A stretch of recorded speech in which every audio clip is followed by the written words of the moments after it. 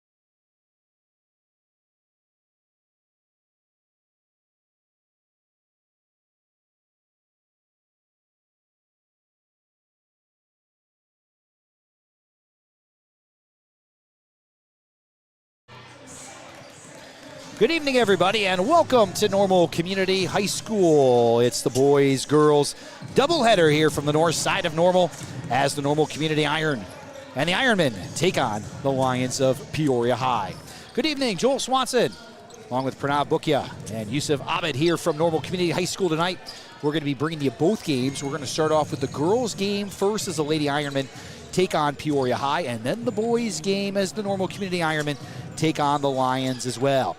Well, Normal Community coming off a loss to Washington in midweek. The last time we saw the Lady Iron, they knocked off Champaign Central, getting a nice victory in that contest. Normal Community on the season comes in with a 3-6 record. Peoria High comes in with an 0-8 record on the season. Well, we kind of look at our game storylines here tonight.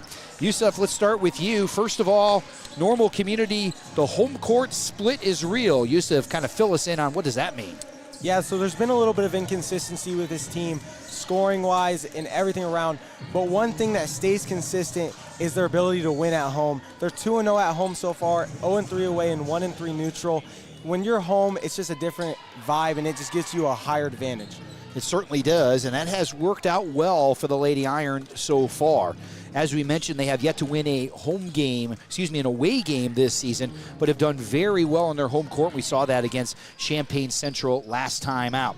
Pranav, how about the three-point identity game? Where does that lie with Normal Community? Yeah, so Community shoots about 21 threes a game and lands about a third of that. And, if shots fall, the offense is really moving. I mean, last game we saw a little bit of that. In the first quarter, they had a bunch of open shots, open threes specifically, and they kept taking them. Unfortunately, they weren't making them, and we kind of saw it as a really slow game. But in the second quarter and the third quarter, those shots kind of started going in. We saw the offense start to pick up and the score. And our Normal Community kind of just ran away with that score. They certainly did. And we also saw once the shots started going down, Normal Community got under pressure, forced turnovers, so it kind of built once those three-pointers started going in. Yusuf, talk about the turnover swing factor. We certainly saw that in the game midweek against Washington. Yeah, there's a lot of great things to talk about with this squad, but the one con that I feel like we hit every time is their turnovers. They average about 20 turnovers a game. Last game they had 27. If they can figure out a way to keep the ball under physical circumstances, they should get the job done. Yeah, and that has been a problem for the Lady Iron this year. We saw the last time we saw them against Champaign Central, it was more forcing turnovers than turning the ball over, and that's the reason why they came out with the victory in that contest. Pranav, can Community bounce back from a brutal third quarter, and that would have come from the midweek game against Washington? Yeah, so earlier this week, the Ironmen went up against Washington, a really tough basketball team. And in the third quarter against Washington, the Panthers went on a 26-0 run, and they didn't stop there. They went on a 42-0 run to finish the game. And obviously that does suck, and it kind of just shows you what the Ironmen kind of went through on Tuesday, and we're just trying to see how they bounce back tonight, and like mentally as well as physically. Absolutely, and anytime you're playing a team where your margin for error is not very big, turnovers become huge, and it kind of snowballed a little bit on the Lady Iron there against Washington. As Pranav said, outscored 26-0 in the third quarter, and that run did extend then later in the game. Yusuf, talk about Peoria's drought. The Lions haven't won a game.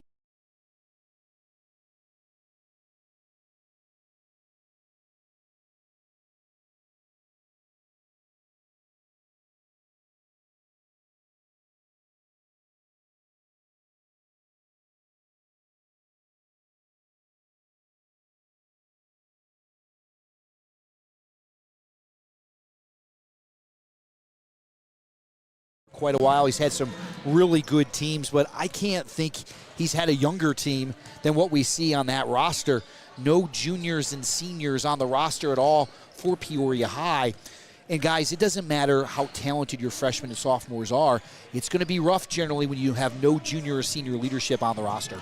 That's right. Yeah, for sure, especially when sometimes you just need a leader. A lot of teams, when you have that senior that can, maybe you have a talented sophomore and you don't have a senior to bring that leadership and to bring that, wisdom to a team, it shows, and it's been showing all season for Peoria. Yeah, and I think for Normal Community, getting off to a really good start is important. They don't want Peoria High to build any type of idea, hey, we've got a chance to win this game here tonight and build some confidence here on the road. Pranav, talk about the defense. headline for Peoria so far this year. It's been a struggle for the Lions to be able to stop other teams. Yeah, so Peoria's offensively sound, scoring about 35 points a game, but their defense is really what makes them kind of lose as they give away about 63 points a game.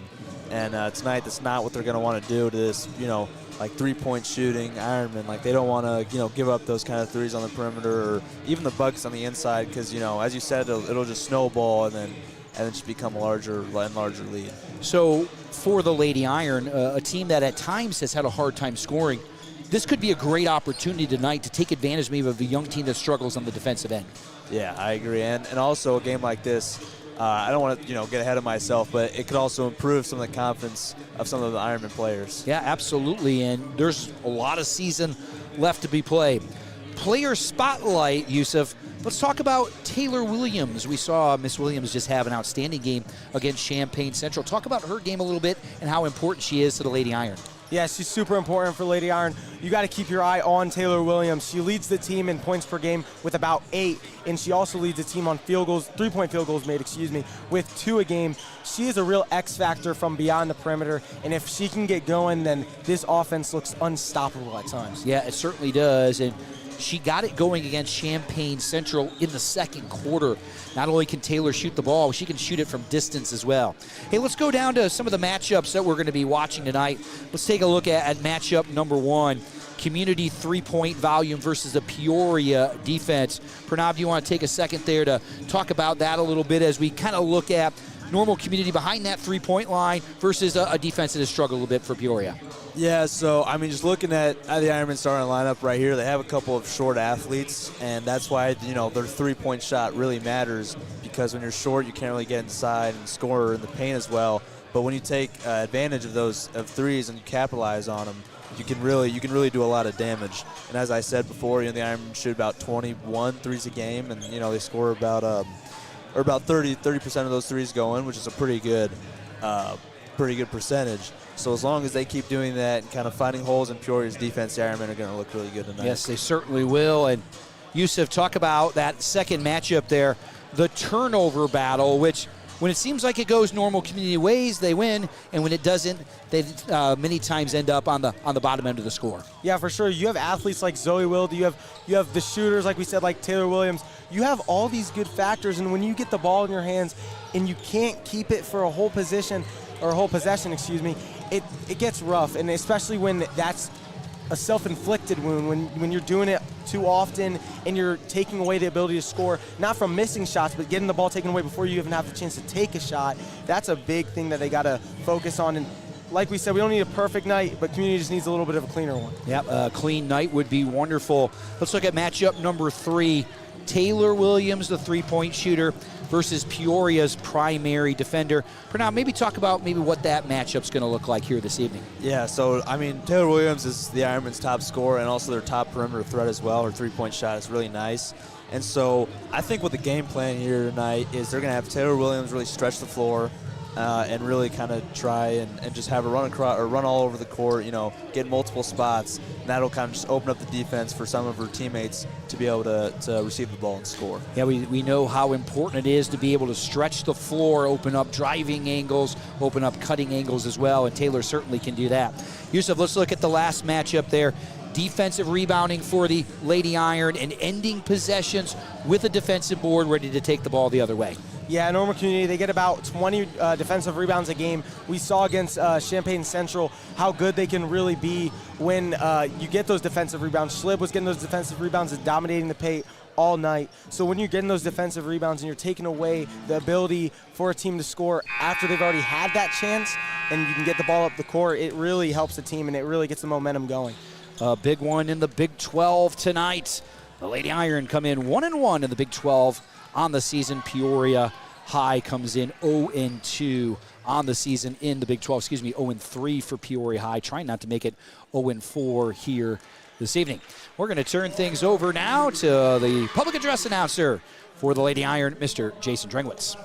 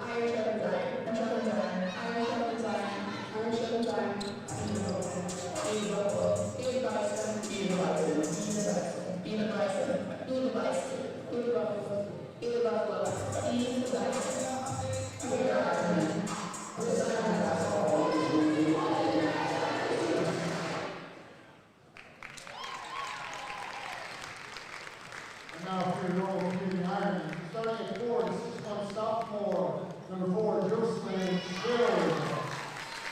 Starting at 9, 5'5" senior, number 12, Hayden Michael. Starting at number 4, the 5'8" senior, number 15, Nathan Michael. Starting at another guard, the 5'8" junior, number 21, Taylor Williams. And starting at guard, the 5'2" senior, number 51, Joey Williams. The Iron head coach by Mr. David Keeney, assisted by Darryl Bell, Roger Noah, Walker Lang, Williams, Michael Bates, and Jeff Wong. Tonight's officials. Welcome back to Normal Community High School. We are getting ready for the Lady Iron and the Peoria High Lions. Well, we'll start with you, Pranav. Your final thoughts before we tip off. Yeah, I think tonight is going to be a really good matchup, and for the Ironmen, it's going to be a really, it's going to be a polished one, I would say. You know, we just kind of heard iron sharpens iron, and that's what, you know, tonight's hopefully goal is, to build the confidence of these players and also to secure a win for tonight. All right, Yusuf, your final thoughts here before we get going. Yeah, record-wise, I mean, it doesn't look like a super important game, but when it adds to confidence, you know, this is a huge game for Normal Community. And the Irons start off with an early turnover as Taylor Williams tried to get into Jocelyn Schilb right there, and they turn the basketball over. Yeah, that's one of the Ironmen's self-inflicting wounds right there, and it's kind of, you know, I mean, we just saw it on the first possession, but hopefully they pick things up. Yeah, it has been a problem for them at times this season. Peoria High now turns it over themselves. It'll be interesting to see, as we mentioned early in this contest, to say that Peoria High is young is probably an understatement. So getting off to a good start, and for them just trying to build some confidence here. Looks like Peoria High has come out in a zone defense here, trying to match up against Normal Community. Zoe Wilde has her shot blocked from the outside, so neither team has really gotten a good shot at the basket as of yet. And we're going to get our first foul of the game. Sierra Stokes is the leading scorer for Peoria High. As Zoe Wilde picks up the foul right there. Her first, team first against the Iron. And we're going to get a travel that time against Peoria High, and turning it over there was Shanavia McGee, the 5'10 sophomore. You know, Zoe is super aggressive, super athletic. It's okay to get those fouls when you end up having 5 steals a night. That's kind of her game, absolutely, on the defensive end. And there's her game. Taylor Williams misses the 3 from the outside. Got a good look. This one's going to go off of Peoria High out of bounds. It'll belong to Normal Community. Well, guys, it looks like Peoria High starting in a zone. That outside shooting is going to be pretty important for the Iron. Yeah, I agree. The Iron's already kind of finding some holes in this defense so far. And we'll see if those 3s are going down. Beckler now on the baseline, back out to Williams. You can see them swinging the ball around. Haley Michaels on the drive. Taylor's 3 on the way. That's no good. Rebound, Schilb inside, and she laid it home. We talked about defensive rebounds, but offensive rebounds are just as important, if not more important. You know, having your teammates back, being able to put up a shot after a miss, it's super good for a team. Now, sometimes teams that are young are also not real big, and that could be a problem for Peoria High on the boards tonight. We'll see if Normal Community can sustain that. Yeah, Jocelyn Schilb looks like the tallest one out there, and we're going to see her impact rebounding the ball. Now we see Normal Community with some pressure defense, and they're going to force an over and back against Peoria High.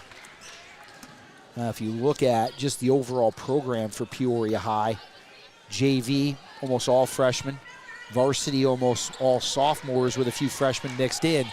So playing a lot of young players, sometimes you're going to take your lumps, but it can pay off, though, in future years. Yeah, right now it might be the dark days. And, oh, there's a 2 by Jocelyn Schild that time was able to flash into the high post right there, and she's able to knock down her second basket.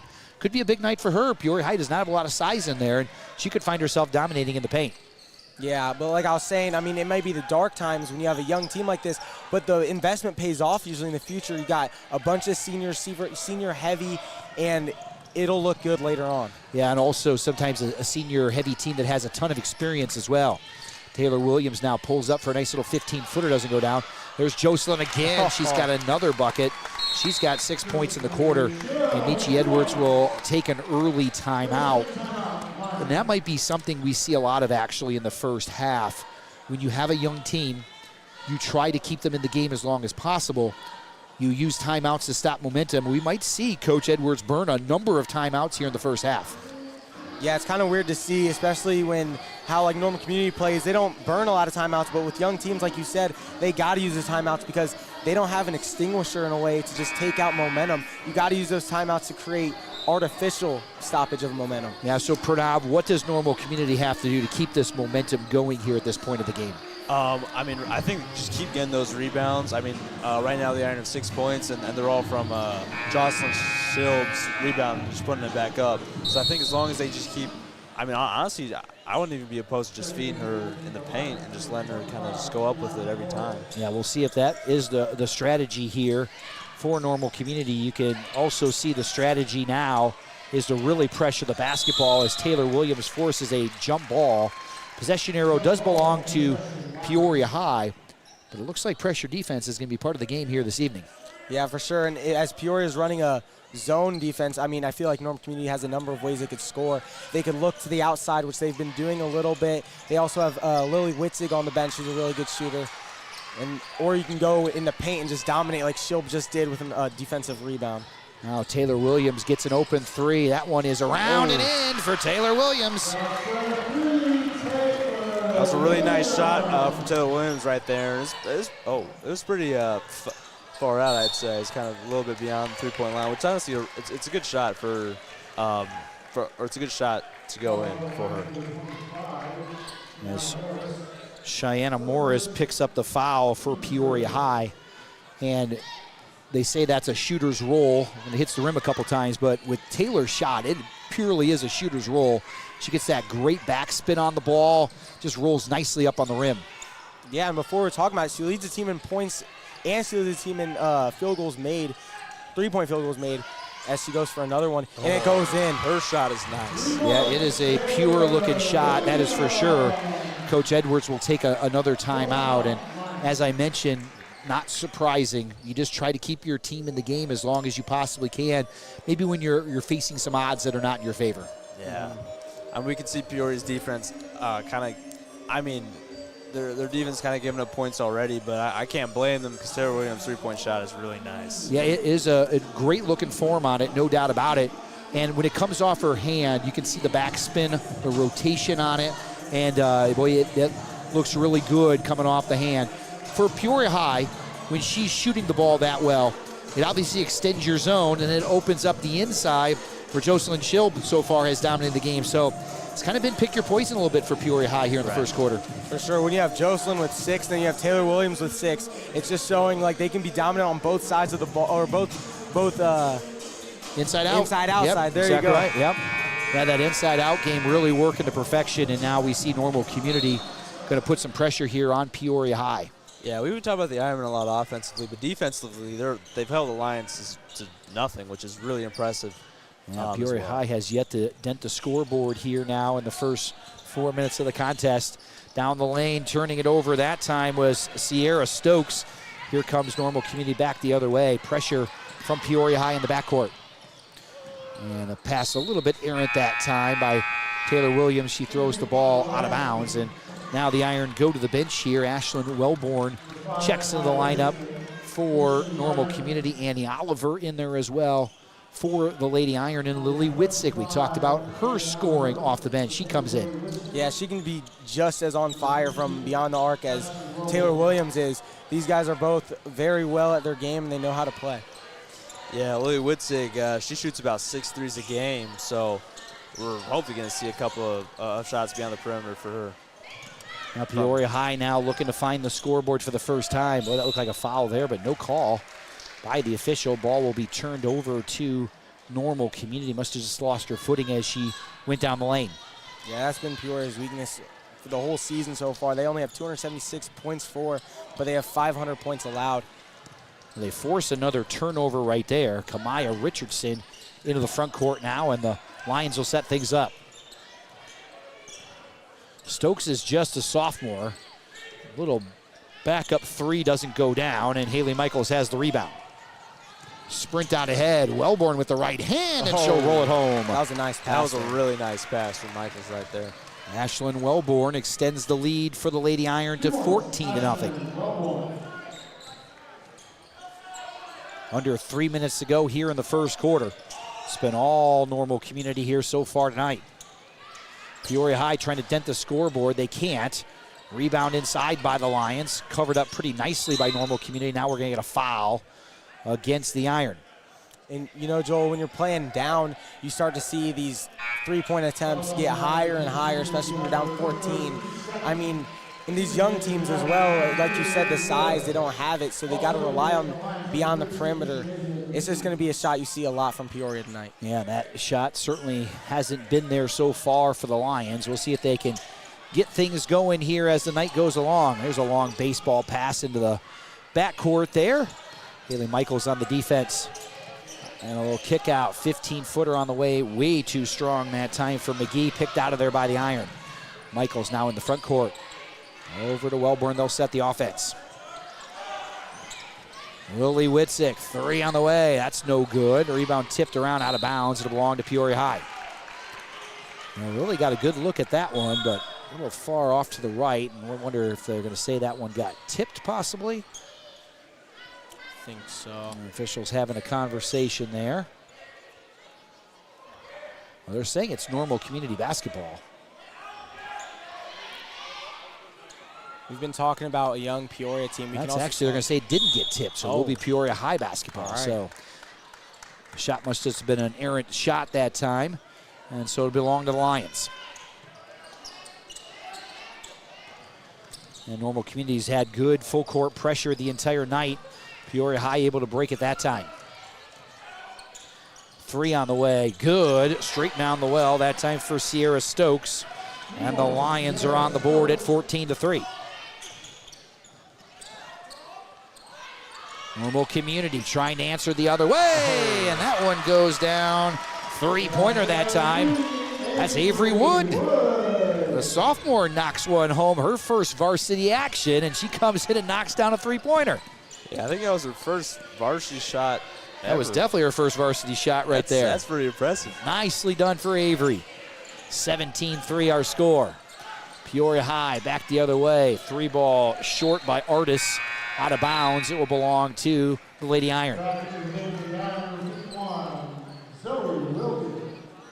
So Zoe Wilde now back in the lineup. 17-3 Normal Community. As Peoria High now settles back into that matchup zone here.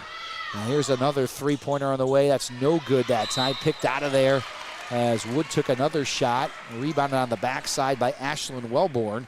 And Ashlyn will have the first two free throws of the contest for either side. Normal Community has knocked down three triples so far. 17 points on the board. Looking for the first free throws of the game. First one is up and good. And they lead Peoria High now 18-3. 1:22 to go first quarter. Ashlyn Wellborn's got 3 points in the contest. Second free throw up, hits the front, drops home. Now 4 points in the contest, so Shilb's got 6. And Taylor Williams has 6, and now Ashlyn Wellborn's got 4.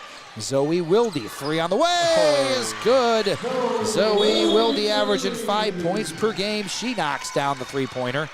That's the 4th triple of the contest for the Lady Iron. And we talk about what they needed to go well here tonight. They needed to turn Peoria High over, win the turnover battle, knock down three-point shots. So a couple check marks in both boxes here so far. Yeah, and with Zoe Wilde, she has so many different pros to her game. She can score if she wants. She's a gritty defender. She can always get through. And she also is just a floor general. She sets up the offense quite nicely, especially against a zone. When you're playing swing the whole night around the perimeter, you'll find some shots. And they certainly have here so far in this first half. It's funny how the game started. Jocelyn Schilb kind of dominated early on. Now it's really been the three-point shot that has cast the Ironmen with this large lead here. Right. 1:13 to go here in the first quarter. It's been all Normal Community. The Lady Ironmen running out to a 17-0 lead, and now 22-3 as they continue the full court pressure here. It's a pretty, bringing it in is Sierra Stokes. She's trapped as the Lions get the ball over half court now. Into the front court they go. Artist now down the lane, back outside for Stokes. Excuse me, that was Richardson. Had the ball a moment ago. Sierra Stokes, the 5'7" sophomore for the Lions now. Dribbles out front, hits a screen there, looks to make a play. The lefty lets it go. Shot up no good. Rebound inside. We'll have a foul coming up as McGee was able to get position inside. She'll head to the line. But most of the scouting report for Normal Community focused around Sierra Stokes, the 5'7" sophomore for Peoria High. You can see why. She's got a nice step back lefty jump shot. She's a player that can put some points on the board.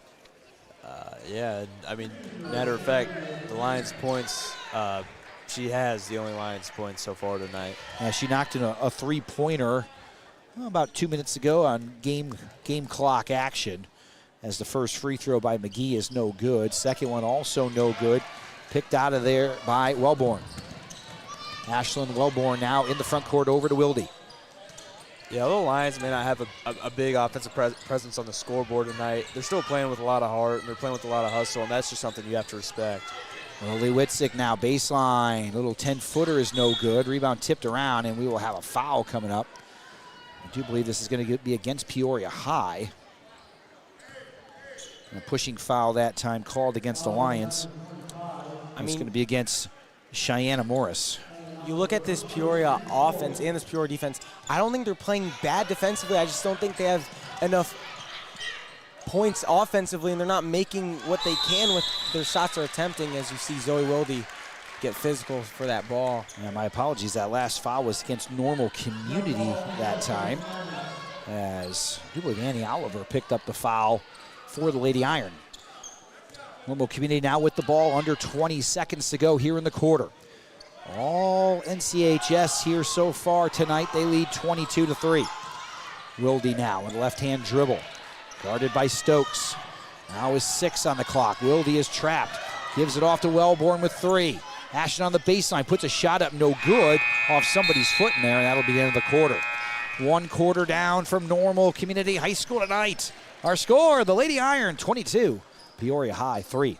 Now, Pranav, let's start with you. Your kind of overall thoughts on quarter number 1. Yeah, the Ironmen are looking really impressive tonight. They're kind of, it just seems like they're knocking down almost every three-point shot, and every bucket in the paint just seems to go in. And they're looking, as I said, really good. And I hope they're going to come back in the second quarter, and they're just going to kind of do the same. Yusuf, your thoughts on quarter number 1? Yeah, I feel like Normal Community has been able to get points inside now, and that's what they've been talking about. And they've also limited their turnovers, it seems like. And that was something that Feeney talked about a couple games ago to me. He told me that the turnovers just need to be cut down. They need to play clean basketball, and so far they've done it tonight, and it really shows. Yeah, it certainly has. Pranav, was that your best shot to get a T-shirt right there? Yeah, it's been.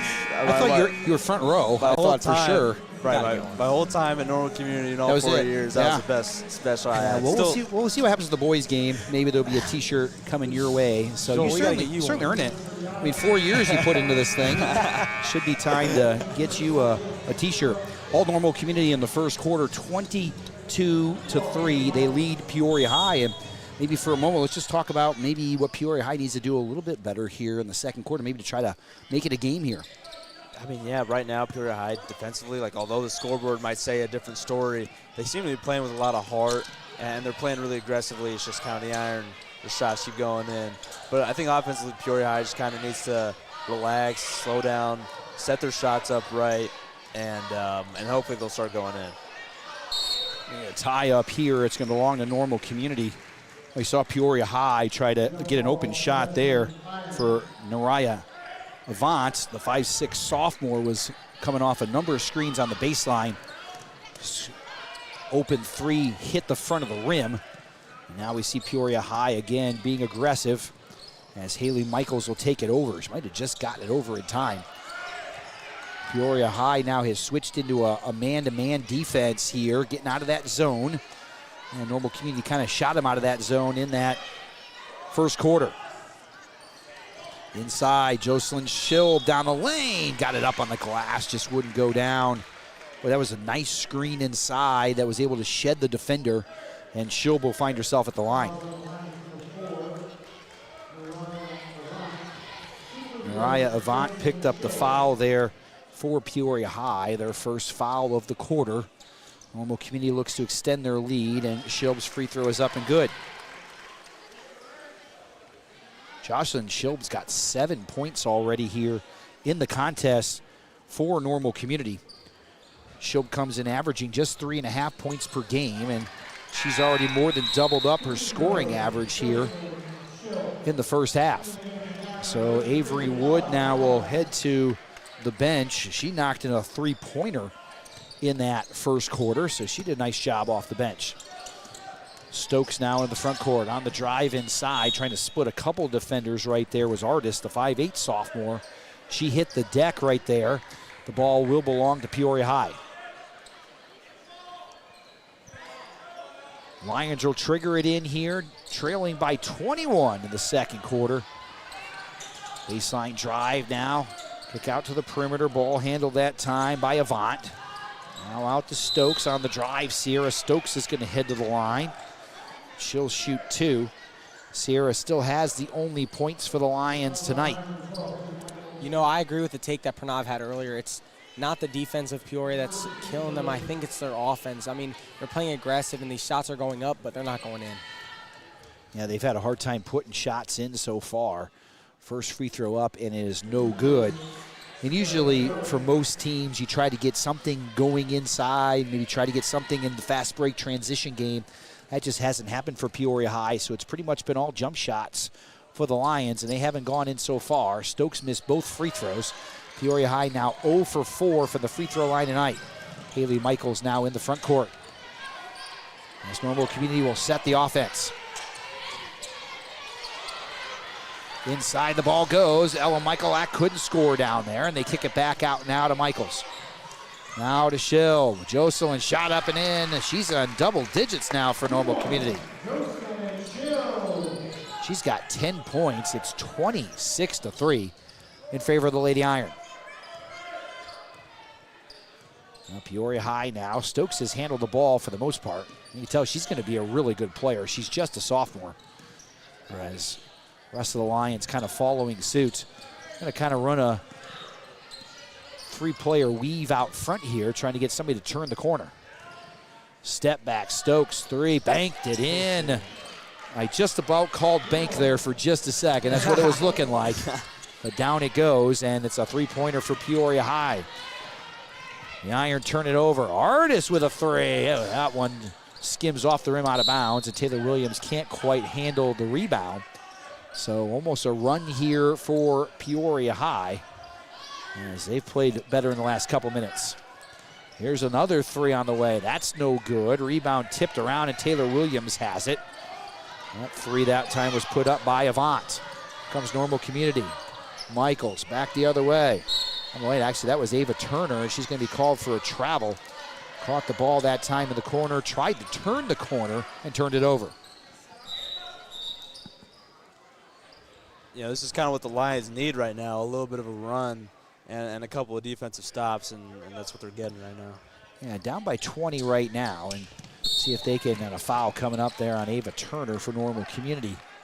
I got to think, though, for Peoria High, if you might be able to get this into a 15, 17-point deficit at halftime, and try to make this a game here and try to chip away at this lead Normal Community has built.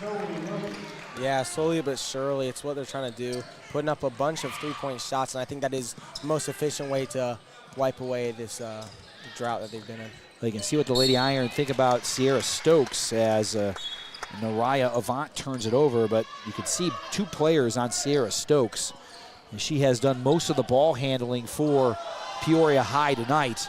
And they got to think the Lady Iron are going to try to get the ball out of her hands and make somebody else bring it up. Taylor Williams now, guarded closely, gets it inside to Shield. They kick it around to Haley Michaels. Nice pass to Michael back on the baseline. Ella can't quite knock it down. But you can see why Haley Michaels is so important. Does a great job of setting up the rest of the players on the team. Right, she has a really quick burst. I can get her from the 3-point line to the paint really quickly, and she kind of has that gravity that pulls other players, or other defenders, with her, kind of just opening up those shots for her teammates. And Peoria High misses on the other end. Taylor Williams able to run it down. Now back out front for Haley Michaels. 4:45 to go here, second quarter. 26-6. Normal Community leads Peoria High. Shield now out front. Zoe Wilde will start the offense, backing it out to the Ironman logo at half court.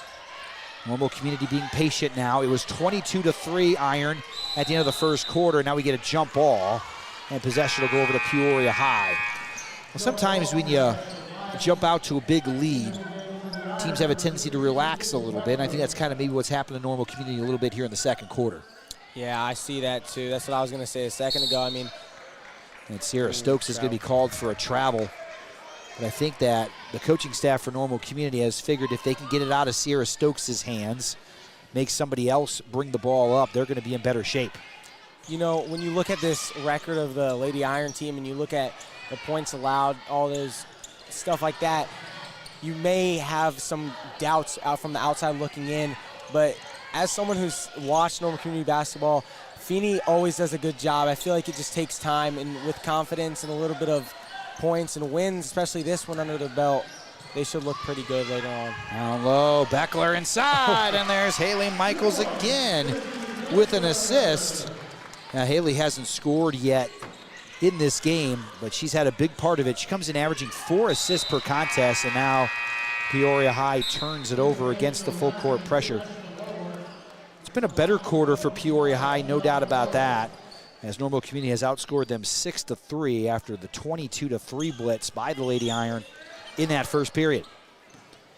Joel Swanson, Youssef Abed, and Pranav Bokia here from the north side of Normal tonight as we head into the holiday break here at Normal Community High School. And inside, Jocelyn Schilb again able to score. She will head to the line. Yeah, earlier we noticed that she was the biggest one on the court. We decided that she was probably going to get a lot of the rebounds tonight. And with the rebounds, she's also gotten a lot of points as well tonight. This is her 12th? Or? She's got 12, yeah. This would be number 13. I hope we didn't jinx it. We didn't. Knocks that one down. And that makes the score now 31-6 here in favor of Normal Community, and another turnover here against the Lions. You know, we were talking about Haley Michaels Haley Michaels a second ago. She has a lot of assists, and I feel like assists are maybe the most underrated stat in basketball. You always want to be the one that puts up the points, but when you're contributing to at least 8 a game, you look good. Well-run inbounds play right there. Ashlyn Wellborn is able to get the bucket there. 3.5 now to go here in the second quarter. 33-6, Normal Community has the lead. Another turnover for Peoria High. Ahead come the Iron. Inside, looking for Beckler, knocked away that time. Good hustle down the floor by McGee. My guess is that Normal Community will continue to pressure probably till the end of the half. They'll probably back off quite a bit in the second half, but I really think Coach Feeney wants to build some confidence here with this group and really show what they can do. Taylor Williams misses the 3 from the corner, and Izzy Beckler knocked out of bounds and belonged to Peoria High. Yeah, Izzy Beckler, she's a senior right now, kind of worked her way up to a starting role after Sophia Mack got injured last week against Champaign Central. Sophia injured her shoulder and out for the game tonight down the lane, and turning the basketball over there is Morris, picked out of there by Normal Community. Zoe Wilde, nice bounce pass inside for Turner. She tried to bounce it to Schill, ball loose on the floor. The Lions have it, and here they come back the other way. Now Morris all the way down the lane with the right hand will get a block against Zoe Wilde. For Zoe, that'll be her second personal foul, and I do believe that Cheyenne Morris is going to head to the line here for Peoria High. The Lions are 0 for 4 from the free throw line so far. Nope, they did not call that a shooting foul. They called it on the floor. I thought she'd be heading to the line, and I've been corrected again. I guess I was right the first time. She will be taking a couple free throws here. I'd say so far we've seen a 3/4 of a complete game for the Ironmen. They've done really well offensively, and they've been, defensively they've also been performing well, but they've had a couple of turnovers that have kind of hurt them so far, and I think that's something they just kind of need to touch on and fix on and polish and practice over and over again so that come postseason they're not making these same mistakes. Yeah, I'm sure that's something they'll talk about at halftime. And Cheyenne Morris now, the 5'8 freshman for Peoria High, around and out. Rebound tipped around and picked out of there by Normal Community. As Lily Witzik looked at the three, now gives it around to Ava Turner, and Normal Community now will set the offense here with 2.5 minutes to go in the half. Nice bounce pass. Izzy Beckler couldn't finish the layup. Picked out of there by Artis, and back comes Peoria High the other way. Lions trying to cut into a 26-point deficit here, and that three-pointer skims off the rim. And Normal Community will have it here as Peoria High back into that zone defense again that they started the game in. Ball loose on the floor, we're going to get a foul. And we'll see who this is against. It looks like it's going to be against Normal Community. As Izzy Beckler picks up her second personal foul.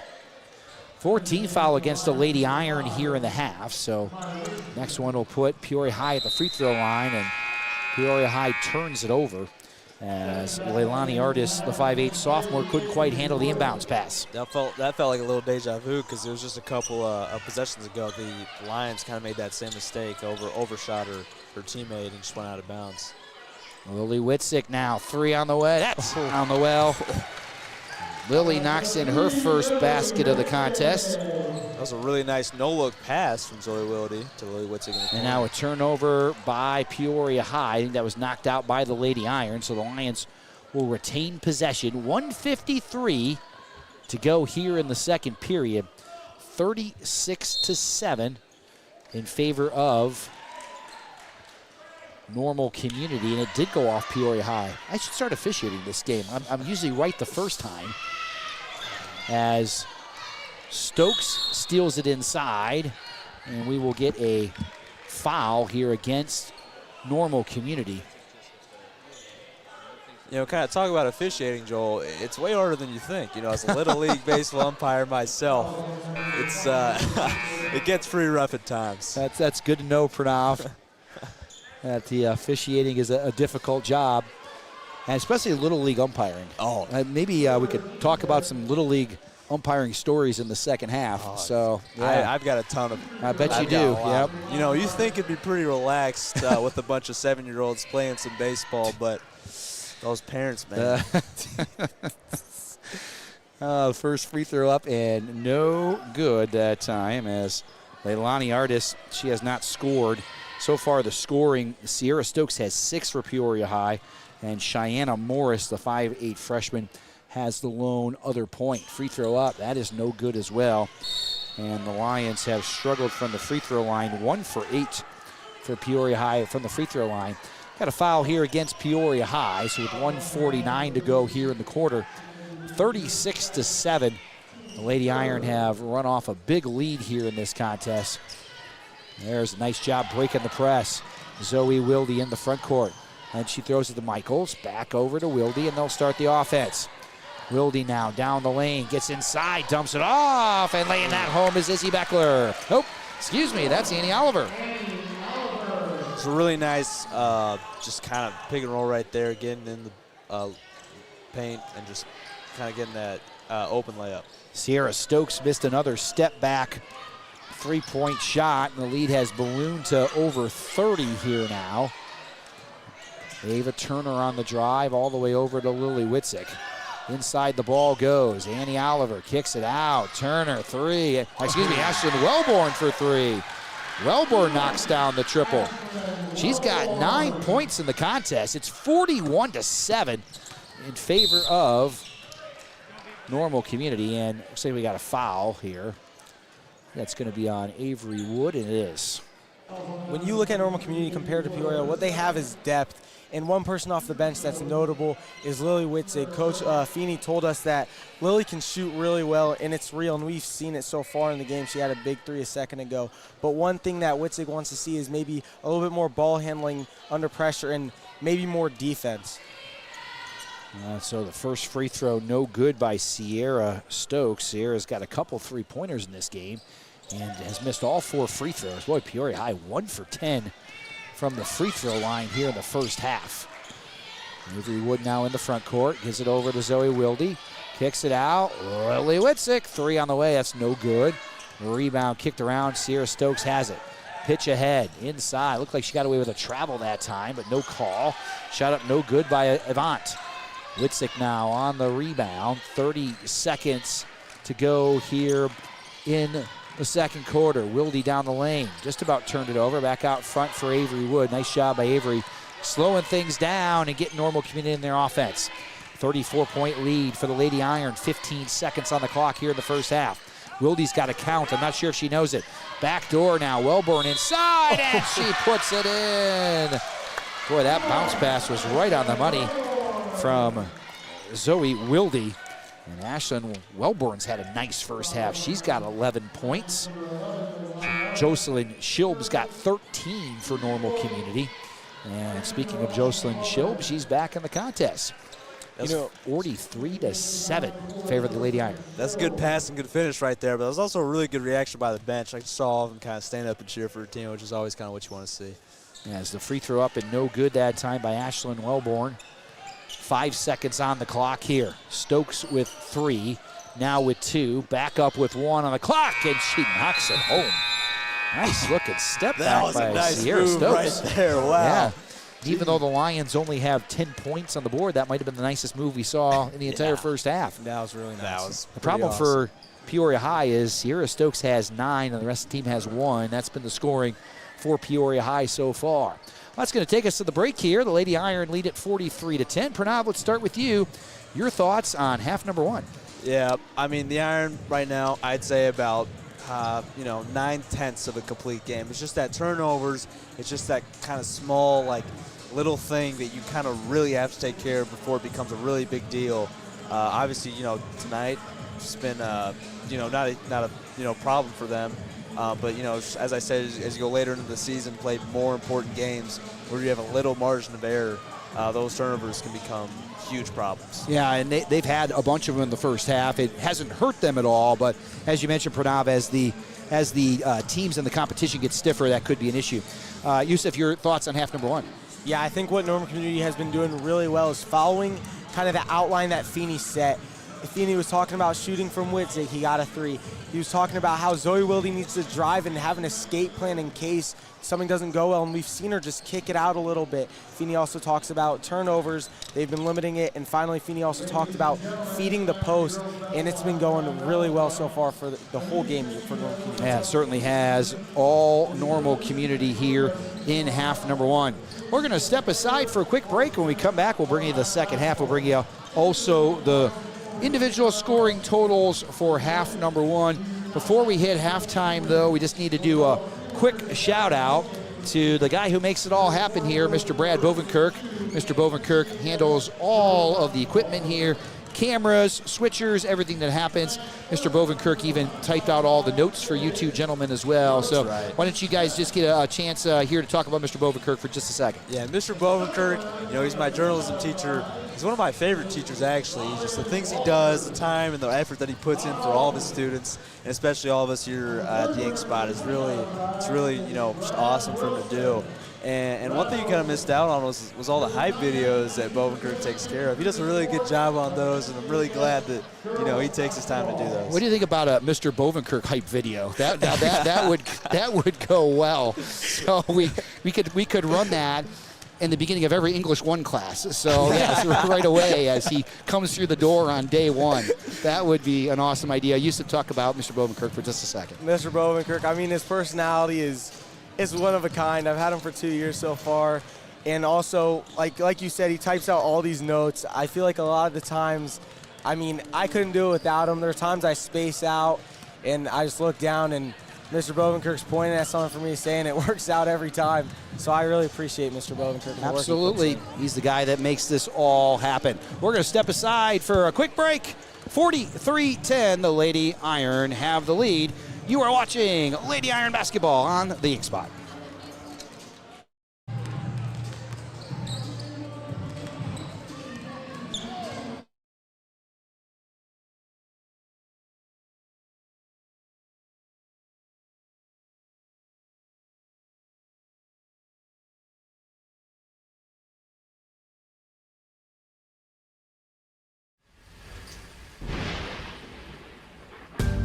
When the storm rolls in, most run from it. They see the dark clouds. They feel the wind shift. And they turn the other way. Cows run away from the storm. But the bison run into the storm. Be the bison. Head down, shoulders squared. The bison runs into the storm. They face what's coming. Because the faster you face it, the faster you rise through it. Be a bison. Be fearless. Be relentless. Be relentless. Be fearless. Be a bison. This season, we don't run from the storm. We charge into it. Into pressure, into noise, into every challenge. Because that's what Iron basketball does. We don't avoid the work, we embrace it. We don't wait for the storm to pass. We become it. We are bison. We are Ironmen. We are Ironmen. We are Ironmen. We are Ironmen. We are Ironmen. We're bison. We face the storm together. This is Iron basketball. This is Iron basketball. This is Iron basketball.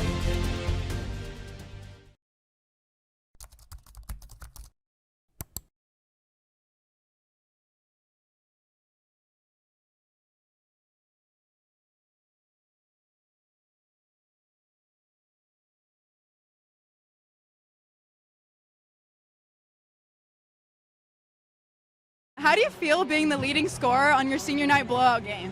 It was good. It was good.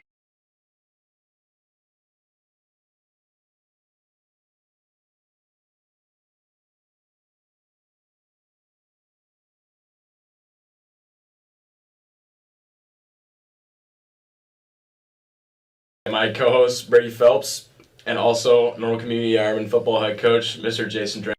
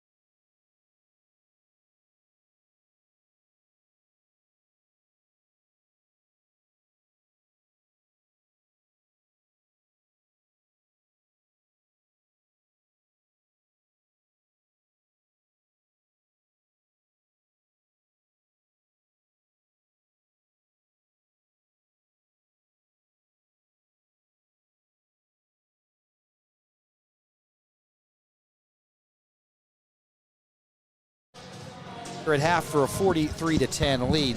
Leading scorer, Jocelyn Schilb had 13. Ashlyn Wellborn had 11. 6 points for Taylor Williams. 3 points for Lily Witzik. 3 for Zoe Wilde. 3 for Avery Wood. 2 points for Izzy Beckler. And 2 points for Annie Oliver. The scoring for Normal Community in half number 1.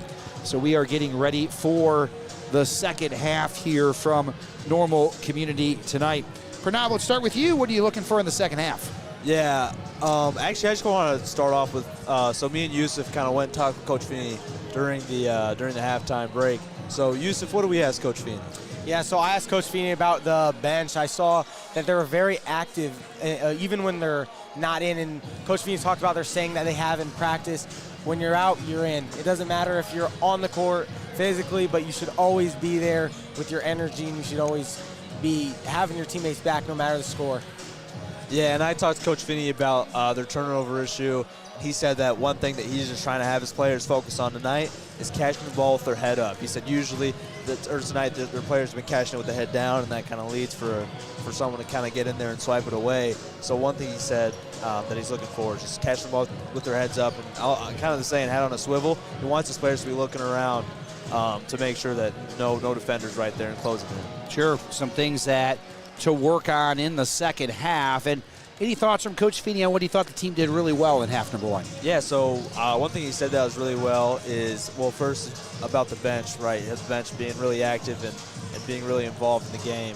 But also he said he was really liking his players getting out there and really moving the ball around. He said that, passing the ball has been leading to more opportunities to score. And he says he wants his players to keep doing that in the second half. Must have been pleased with the start that Jocelyn Schilb had in the game. She really set the tone early. The Normal Community was going to dominate inside. She did. She really did. Getting in there, getting in the, kind of cutting, getting in those open lanes. And then, her teammates have been setting her up really well with a couple of really awesome passes. So you're just kind of receiving those and having that easy, not easy, but kind of that open layup for her to just get up there. And being the tallest on the court also definitely helps. But she's really a good player, and that's really evident from her performance tonight. Yusuf, any other thoughts that Coach Feeney had there at halftime? Just one thing he was obviously impressed about, and one thing that he was pleased with was their scoring. It doesn't take rocket science to see. They're up 33, and they've been scoring amazing. And Feeney was talking about how he's going to get some of these players in that aren't typically in, and he's going to put the stars in with them on the bench. He's expecting the same energy that they've been getting from the people on the bench as well. All right, 43-10 here at halftime. All right, Pranav, is this a play-by-play debut for you here? This is. All right, then let me set it up now. With a debut for the play-by-play, Pranav Bukya. There you go. It's exciting. Let's go, Pranav. This could be a Sports Center moment. Gotta be. ESPN Top 10. And this is the beginning. All right, Pranav, what do you have to talk about here? Right now we're just seeing their teams in their respective huddles, but Peoria seemed to break out of their huddle with a little bit of energy, and it's awesome to see that they're still kind of, hyped up and into this game, even though they're down by 33 points. And look at the bench for Peoria. You see a bunch of white jerseys go back to the bench, then you look over at the bench for Peoria. They only got 3 players on the bench, so that's one thing that's been killing them is the depth and the energy that they get from the players. Zoe Wilde being pressed in half court, dishes it off to Haley Michaels. Haley Michaels on the wing, gives it to Izzy Beckler, top of the key. Izzy Beckler drives in, layup, fouled. Izzy Beckler will head to the line for 2 free throws.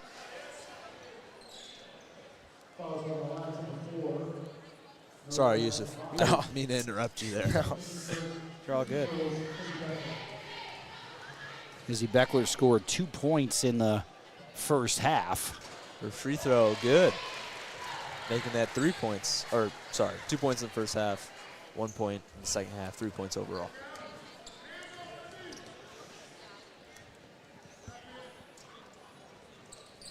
And second free throw is good. Here is Stokes running the offense for the Lions. Gives it to Artis, the sophomore corner. She's driving in. She puts up a shot. No good. Schilb with the rebound. Gives it to Haley Michaels. Haley Michaels giving them the ball up. This is off to Izzy Beckler, who's now in the paint, and is fouled by number 3, Ciara Stokes.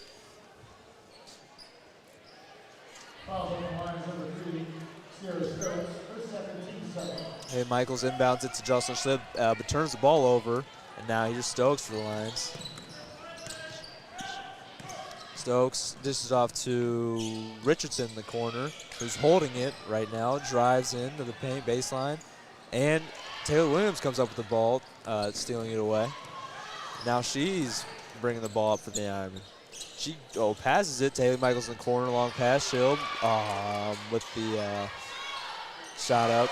No good. Rebound, put back, finish. Now here's Stokes with the Lions. Taking your time. Screen. Pretty nice move, but no finish there by Stokes. Gives to Taylor Williamson, who now passes it to Zoe Wilde, who's moving pretty quick. Nice pass to Izzy Beckler and a really good finish. And those are those, last-second driving passes that Feeney's been emphasizing, and she's been doing a really good job executing those all night. Yeah, Zoe Wilde has a number of assists tonight. Really well for her.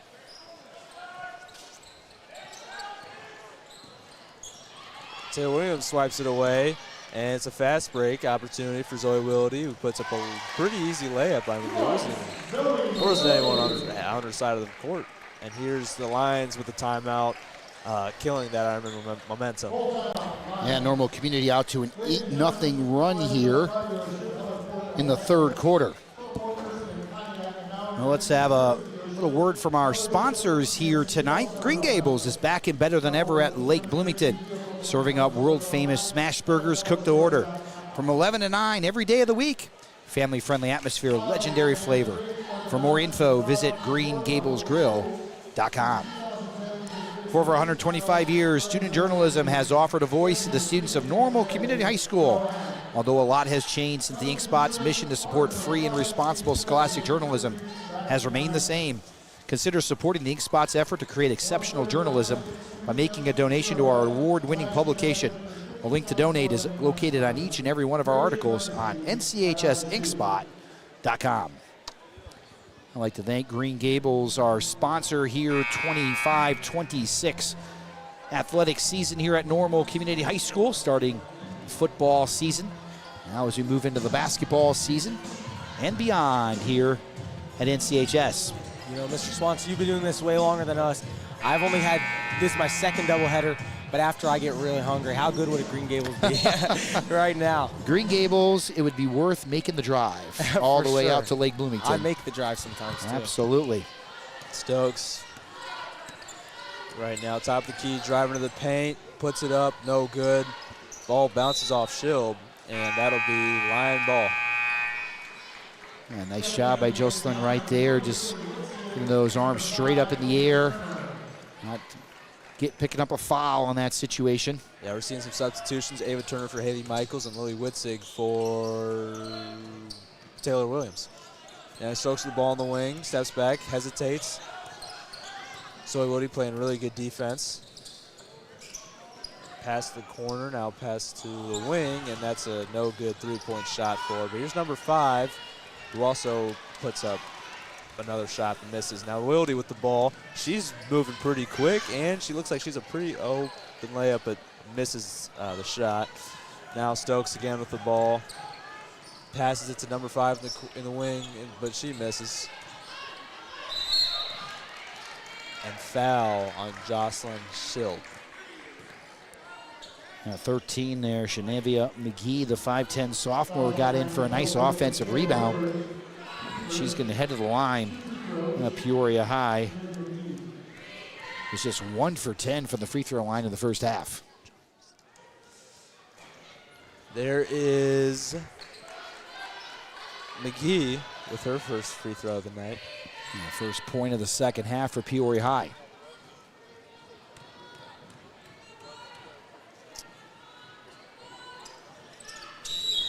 I think she went over the line, and she did.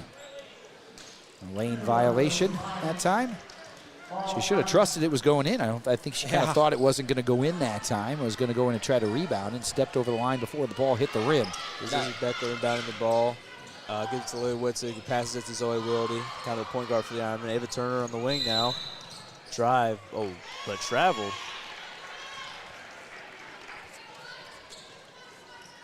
Well, the Lady Iron will start the State Farm Holiday Classic next Friday. The bracket just came out. They drew the Potters of Morton in the first round. So Morton, one of the better girls basketball programs in the state of Illinois. Rebound, McGee gives it to Stokes in the corner. Passes it to Richardson on the wing. She's driving, puts up a layup, and it's good. Oh, that was nice. Yeah, Joe, as you were saying, State Farm Holiday Classics, it's always a fun tournament to watch, especially if you're not going anywhere over winter break. So it's a really fun place to tune in or to go to and watch the games. And both the boys and girls for the Iron will be there.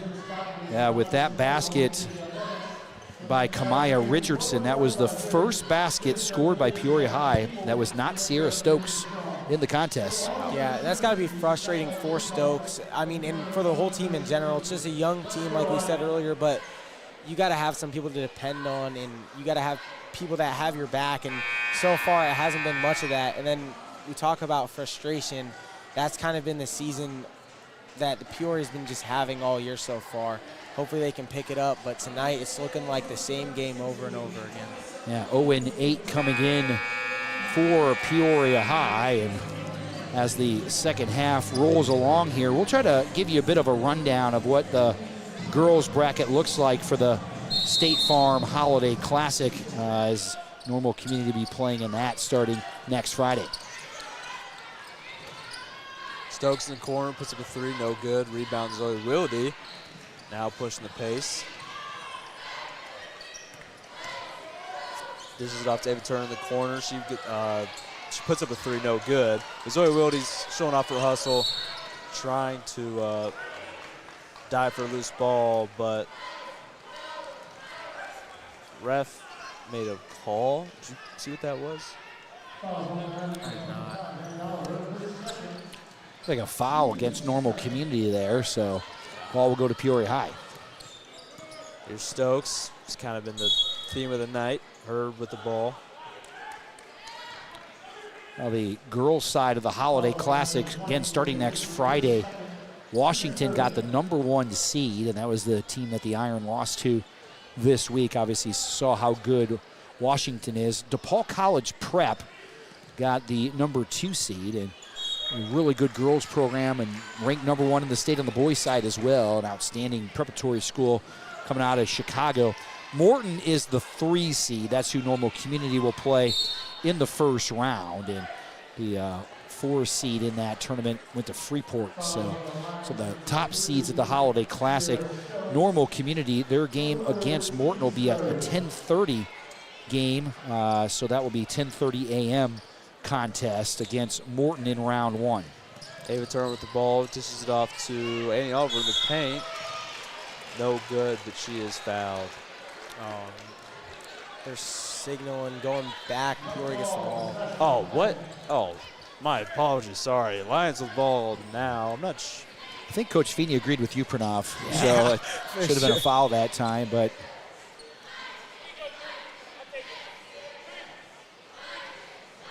I think we have a warning here against the Normal Community bench. Is that correct? Yeah, I think so. Referee and Feeney exchanged some words, and ref didn't like it. I'm on Feeney's side here, though. I think if the referee would have known, Pranav, that you called it that way, he would have changed his mind probably. For so, sure. Oh, definitely. Yeah, it's always nice to see a coach sticking up for their players.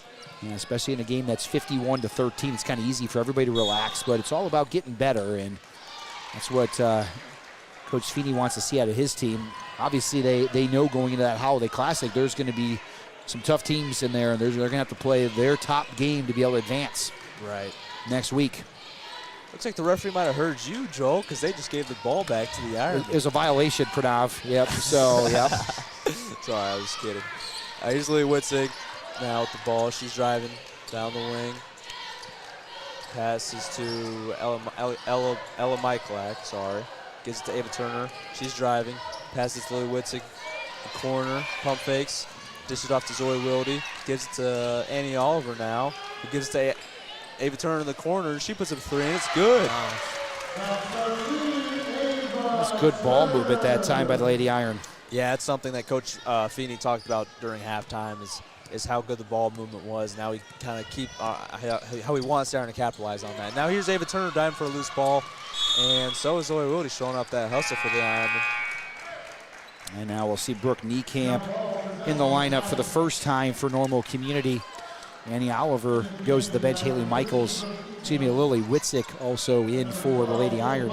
So, guys, what are your thoughts on the boys-girls doubleheader? Maybe kind of a new idea. I know they've done it before, but they have a lot more of them this year. Kind of your thoughts on this combination of games? Honestly, I really like it, and I like it a lot just because of the fact that, it's a really good idea because the boys' basketball game right after the girls kind of just brings a lot of people to watch the girls' game, and I think that's just a good. Sorry. Just keep watching the game. It's a good idea to have more people kind of come to these athletic events here at Normal Community. Absolutely, yeah. Yusuf, your thoughts on the boys-girls doubleheader? I was going to say the exact thing that Pranav said. I feel like when you have maybe a boys' game right after, it brings in fans, especially when you hear about the girls' game right after the boys' game. You might as well watch some more basketball. It's really good, especially when the girls' events don't typically get as much attention, even though they should. I mean, they've been performing, especially at home. So I feel like it brings the fans, and it for sure helps out fan base-wise. Yeah, I mean, if you just turn around and look behind you, the stands are a lot more packed than I feel like it would be for just a standalone girls basketball game. I think absolutely correct. And I think it also gives both teams a chance to play on a Friday night. And Friday night is when people want to go out and don't have work the next day, enjoy a basketball game. So it brings more students as well, don't have school the next day. So I think it gives both teams a chance to be able to show what they can do on a Friday night. I think it's a good thing. Yeah, it's a lot about the culture, like kind of like what we just said. When you have both games, and then you also can, relate with the boys who play basketball and the girls, and it builds a culture, which is something that Normal Community does really well. Yeah, really good point. Michaelak passes it to Brooke Niekamp in the paint, gives it back to Addie Taylor on the wing. Now Haley Michaels with the ball. She drives and puts up a fairly easy layup, but no good. And Ella Michaelak diving for that rebound. Or sorry, not diving, but jumping for that rebound. She gets it. It's a jump ball, so then it goes to the Lions. And so everybody's aware there will be a running clock in the fourth quarter with over a 30-point lead in the fourth quarter unless Peoria High makes a pretty significant run here in the last couple minutes here of the third. Yeah, here's Stokes, a really nice move. Has it to Morris in the corner, a freshman. He's 11, driving, and she puts up a shot, but no good. She gets fouled pretty hard. Glad to see these players still kind of in it, though, and not, taking a back seat. I've heard of some schools up north just kind of holding the ball in basketball games because there's no shot clock this year. Yeah. So they just kind of hold the ball all game, and it's kind of like, what are you doing, right? Just let the kids play some ball, man. Good thing the shot clock is going to be implemented soon, and it should eliminate those, and it should let the kids play ball, like you said. That's right. Yeah, there was a sectional game in 1A last year where one team held the ball for the entire first quarter. Yeah, that's and it makes it for non-interesting basketball. Yeah, that's for sure. But I totally agree. I think the shot clock is going to make a huge difference in the game, both on the boys' side and the girls' side. Haley Michaels now driving. Good pass, Ashley Wellborn. She gets shoved pretty hard. No foul there, though. But ball will roll out of bounds and remain Ironman ball. Now Peoria High 3 for 4 now from the free throw line here in the third period after being 1 for 10 from the free throw line in the first half. So much better for the Lions there. Ashley Wellborn puts up a layup, and it's good. Now she's got 13, and Schilb has 15, and kind of been running for leading scorers for Normal Community tonight. Yeah, Stokes shoots a 3, top of the key, air balls, and now Ironman ball. Coming up next should be a really good one as the Normal Community Ironmen take on the Lions on the boys' side. That should be an outstanding game. You know, Joe, I was just thinking about that. It was last year the Ironmen won on a buzzer beater. Trey Burdett, top of the key three, in order to seal the game away for the Ironmen, and that was a pretty awesome win. But you were calling that game, weren't you? We sure did. Yeah, we did that game last year, and Trey Burdett did that a couple times last year where he knocked down some huge shots at the end of games. He was really a clutch guy as Normal Community was able to win the Big 12 Conference once again, and he's going to have to show up big tonight. Good rebound by Ella Michaelak. She's pushing the pace. Nice pass to Addison Taylor, who gets her first. Nope, never mind, sorry. Jinxed her a little bit. She misses a layup. But there's a foul. That's a 15 foul against Normal Community, so Peoria High will shoot on the other end. That's an opportunity for them to get some more points on the board, down by 44 here with 46.3 seconds to go in the third period. Shannon Morris, the 5'8" freshman, will now be shooting her third and fourth free throws of the night. And Cheyenne's got 1 point on the evening. That was a free throw in the second quarter. That one is good. Now, Peoria High only has 4 field goals in the game here this evening. The rest have come at the free throw line. Now 4 out of 5 from the free throw line here in this half, in this quarter. Second shot rolls around and it's good. As we mentioned, the Lions are going to take their lumps this year. Maddie Detaille is in the game, a freshman for Normal Community. Wow, a freshman getting her first varsity minutes. Don't really see that much often here at a 7A school. Oh. It's Brooke Niekamp that time. A little step out, a little 10-footer. Stokes the ball. Normal Community's had 7 different players score in this quarter. As you can see, Maddie Detaille there playing some good defense.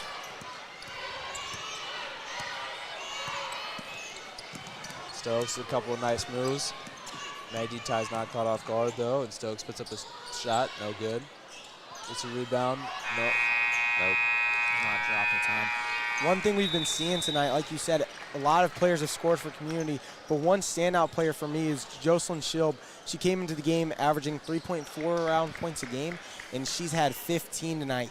Very good improvement, and it's a good way to, it brings depth and it opens up the game for outside the perimeter too. She's been dominating inside, and it just gets shots for players like Taylor Williams and other players like Ava Turner tonight. 3 quarters down from Normal Community High School tonight. Our score, Lady Iron 60, Peoria High 16. Looking for a spot the whole family will love. Green Gables at Lake Bloomington is open daily from 11 to 9, serving up world-famous smash burgers and a full menu of fan favorites. Green Gables, proud supporter of the Inkspot. Parents, alumni, local fans, this is your chance to support community journalism. Visit nchsinkspot.com and make a donation to help keep student journalism strong. A link to donate is located on each and every one of our articles. Well, we have completed 3 quarters, a 44-point game here heading to the fourth. It will be a running clock now here the rest of the way. As Pranav, your thoughts on maybe the third quarter and what we might see in quarter number 4? Yeah, it's really nice to see some of those bench players kind of getting in and getting their minutes, and same with the Lions as well. I think the Ironmen are playing well so far that third quarter. They didn't put up as many points as they had in the first and second, but it was still a really good quarter, and the Lions are playing pretty well as well. And here we go. Now Pranav's got the play-by-play for the fourth quarter. Yeah, he's Maggie Tie, number 2, and the ball gets swiped away, but fouled by Stokes, number 3, the star of the Lions tonight.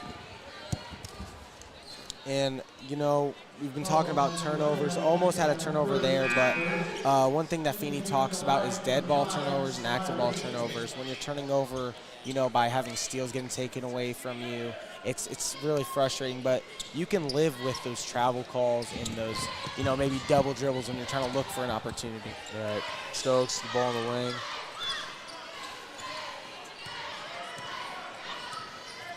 orchestrating this offense.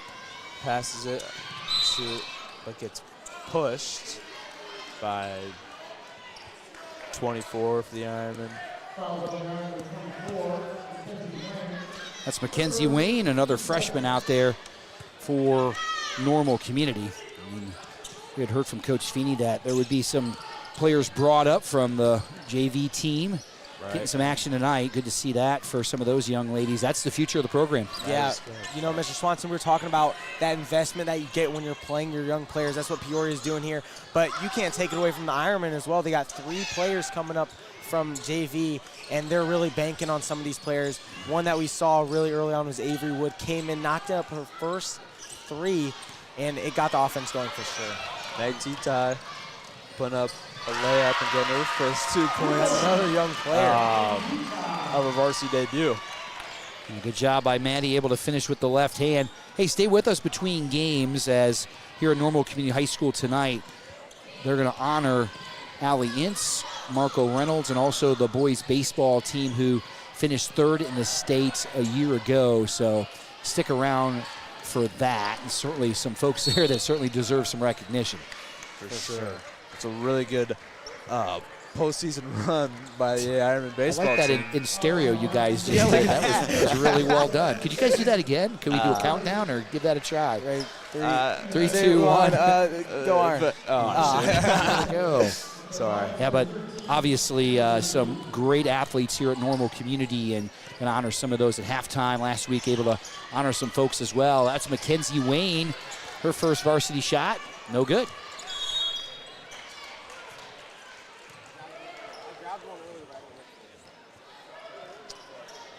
You know, it takes a lot of effort and a lot of work to make these games work, right? These doubleheaders are no joke. There's a lot of people behind the scenes kind of operating this facility in the stadium. But 2 people I want to hit on tonight, Zach Seaman and Bailey Engel, 2 Ironman students actually working the scoreboard here. And, you know, these wonderful things that you see. It's the video board. Yeah, sorry, Yep, the that video board. Yep, I've been down there and for the volleyball. And actually, Zoe Wilde ran it almost the entire volleyball season. Really? So, yeah, Zoe does quite a bit around here. She's actually interning with Mr. Curefoot in the athletic director's office, so doing quite a bit. That's awesome. But you're exactly right.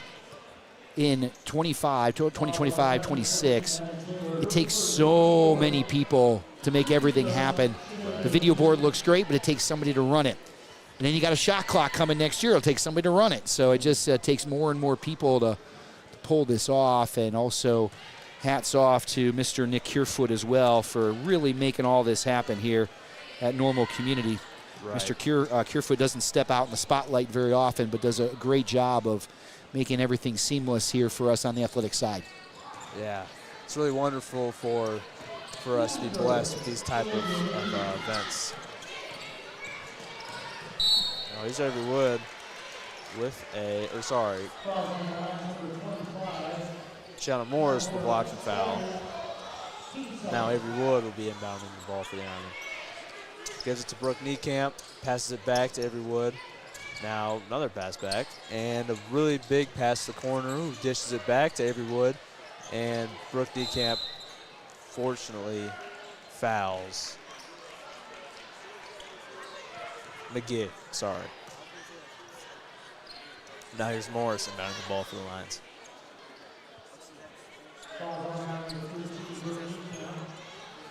Now that clock continues to move here as down to just over 3 minutes to go as Brooke Niekamp will head to the bench here. And Ella Michalak will substitute in for her. Now Stokes with the ball once again. Being patient. Gives it to Richardson on the wing. Passes it to Artis in the corner. Puts up a 3, no good. But Richardson goes in, gets the rebound, and puts up a really easy layup. Now he's Maddie D-Tie for the Ironmen. Really long, almost football-like pass to Addison Taylor. Kind of gets swiped away, though, by Morris. And now Stokes, the really easy, fast break layup.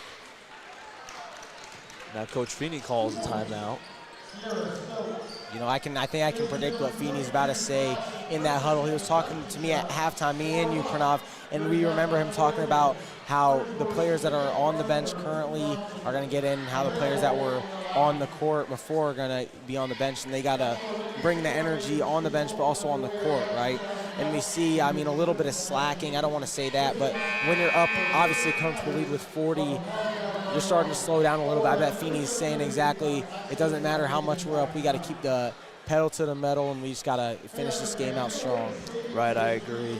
Once the Ironmen are looking a little sloppy right now, and I'm sure Coach Feeney is in there kind of lecturing them about it. Actually, I just saw Haley Michaels coaching up one of the freshmen, number 24, Madeline Wayne. That's Mackenzie Wayne. Sorry, Mackenzie Wayne.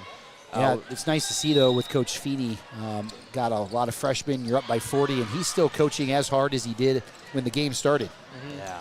And you talk about Haley Michaels coaching the team as well. We talked about that earlier with the wisdom, and I think that's just not what Peoria has. They don't have the wisdom, and they will develop it later on, but currently that's one big thing that they got to. Soaks the fast break layup. No good, though, and now May D-Ty bring the ball up.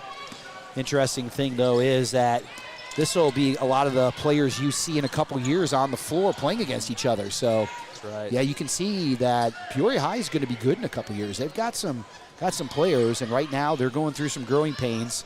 Yeah. But you better get the Lions now, because they're gonna build back here again, and they're gonna be a tough out.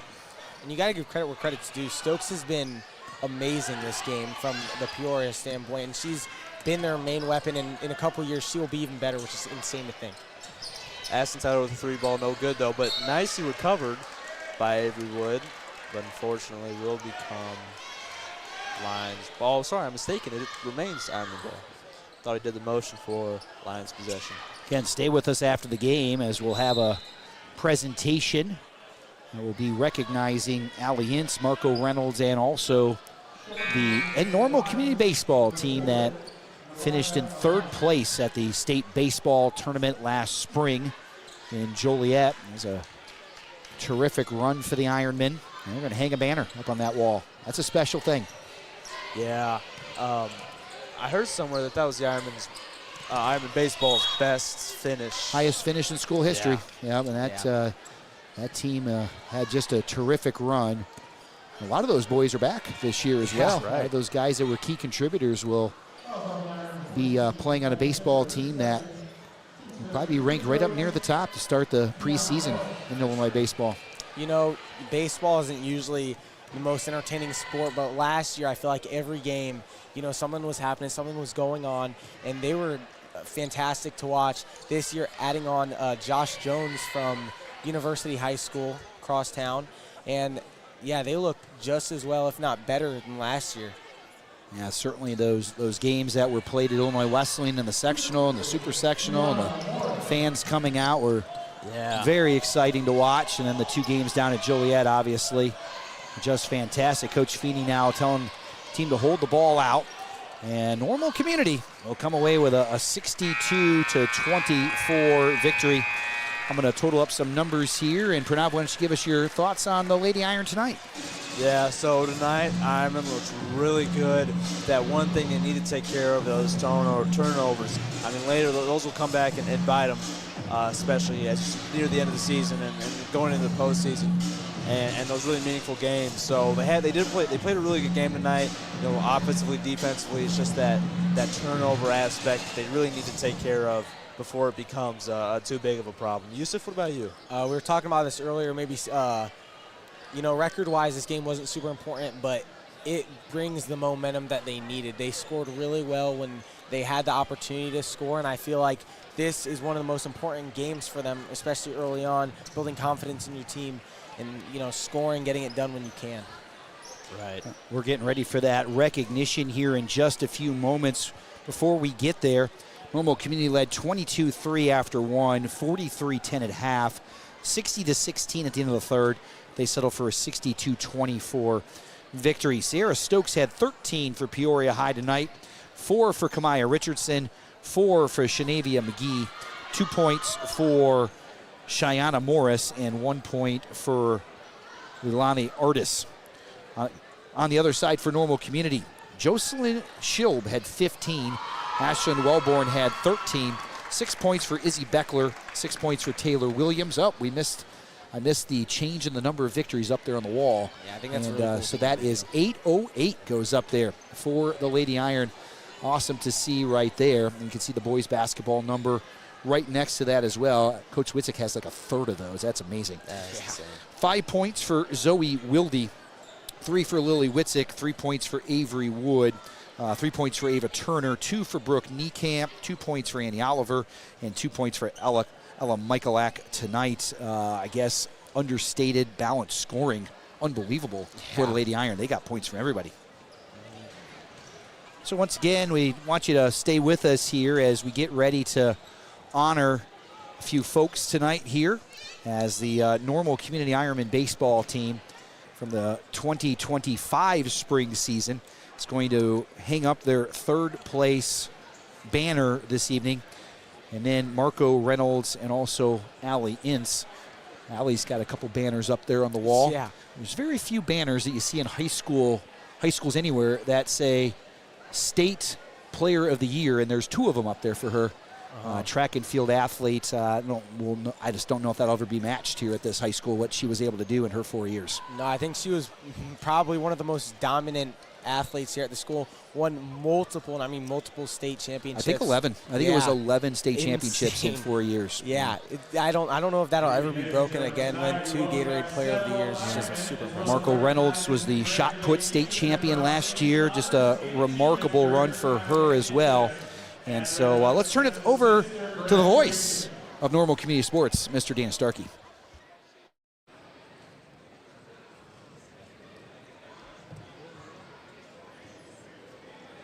First, we welcome back Braylon Roman.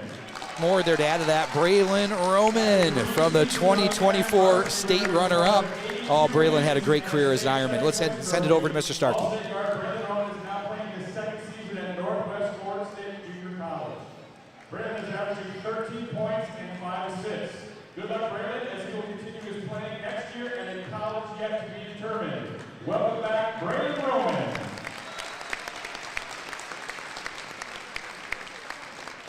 Next, we welcome back Marco Reynolds. In Marco's 3 years with the varsity girls basketball team, she contributed to 89 wins. Marco was a part of 3 consecutive intercity and regional titles. Marco also left an incredible legacy in track and field. She is a school record holder in both shot put and discus. Marco was the 2025 3A Girls State Champion in shot put and is currently throwing at Eastern Illinois University. Welcome back, Marco Reynolds.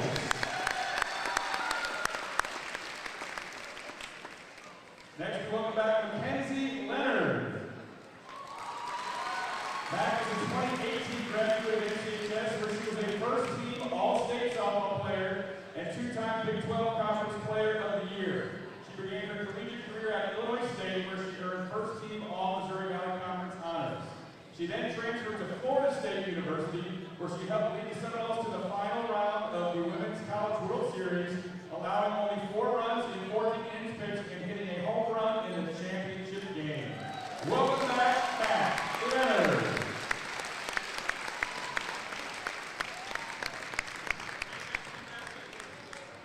And we also welcome back Allie Ince. Allie is a former Ironman basketball, cross country, and track and field athlete. She held girls basketball to back-to-back State Farm Classic titles and back-to-back 31-win seasons, the best 2-year stretch in school history. Allie's track career was even more dominant. Allie won 10 IHSA State Track Championships, which is a state of Illinois record. Allie now runs at Track and National Power, Oregon, where she has been part of 2 Big Ten team cross-country championships and a 2025 indoor track Big Ten title. And Allie's indoor mile time ranks number 5 all time at Oregon. Welcome back, Allie Ince.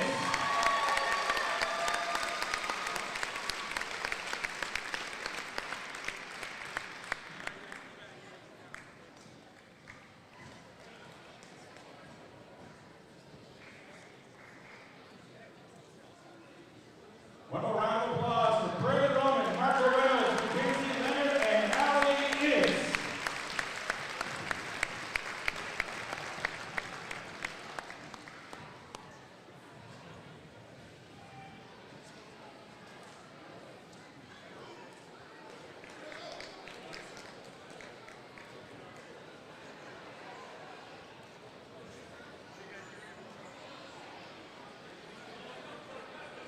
the JV game in the other gym going well, we'll be recognizing the baseball team at halftime of this game. So once again, due to the JV game running along in the West Gym, we'll recognize and honor the banner for the baseball team at halftime of the boys varsity game. Well, that's going to wrap things up here for the girls' game. That was the last recognizee, Mackenzie Leonard, two-time All-State softball player, played softball at Florida State as well. So outstanding job, all the recognitions here at Normal Community High School tonight. Once again, our final score, the Lady Irons 62, the Lions of Peoria High 24. For Pranav Bukya and Yusuf Abed, I'm Joel Swanson saying so long for Normal Community. We'll be back with the boys game here in about 15 minutes. So be back 15 minutes for the boys basketball game, Peoria High and Normal Community.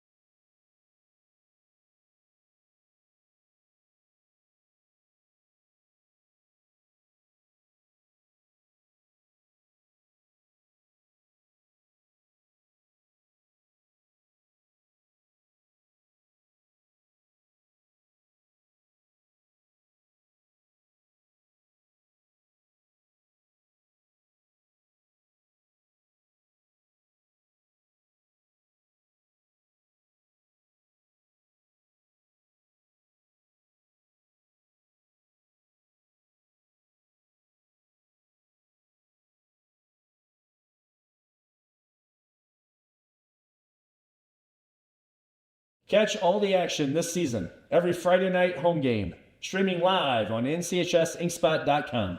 Don't miss a shot, a rebound, or buzzer beater. Be there, and if you can't, watch it on the Inkspot.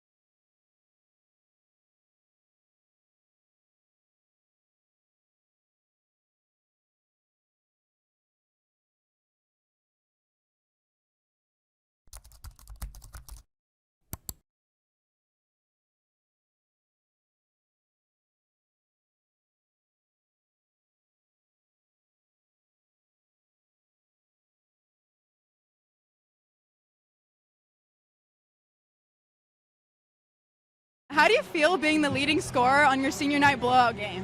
It was good. It was good.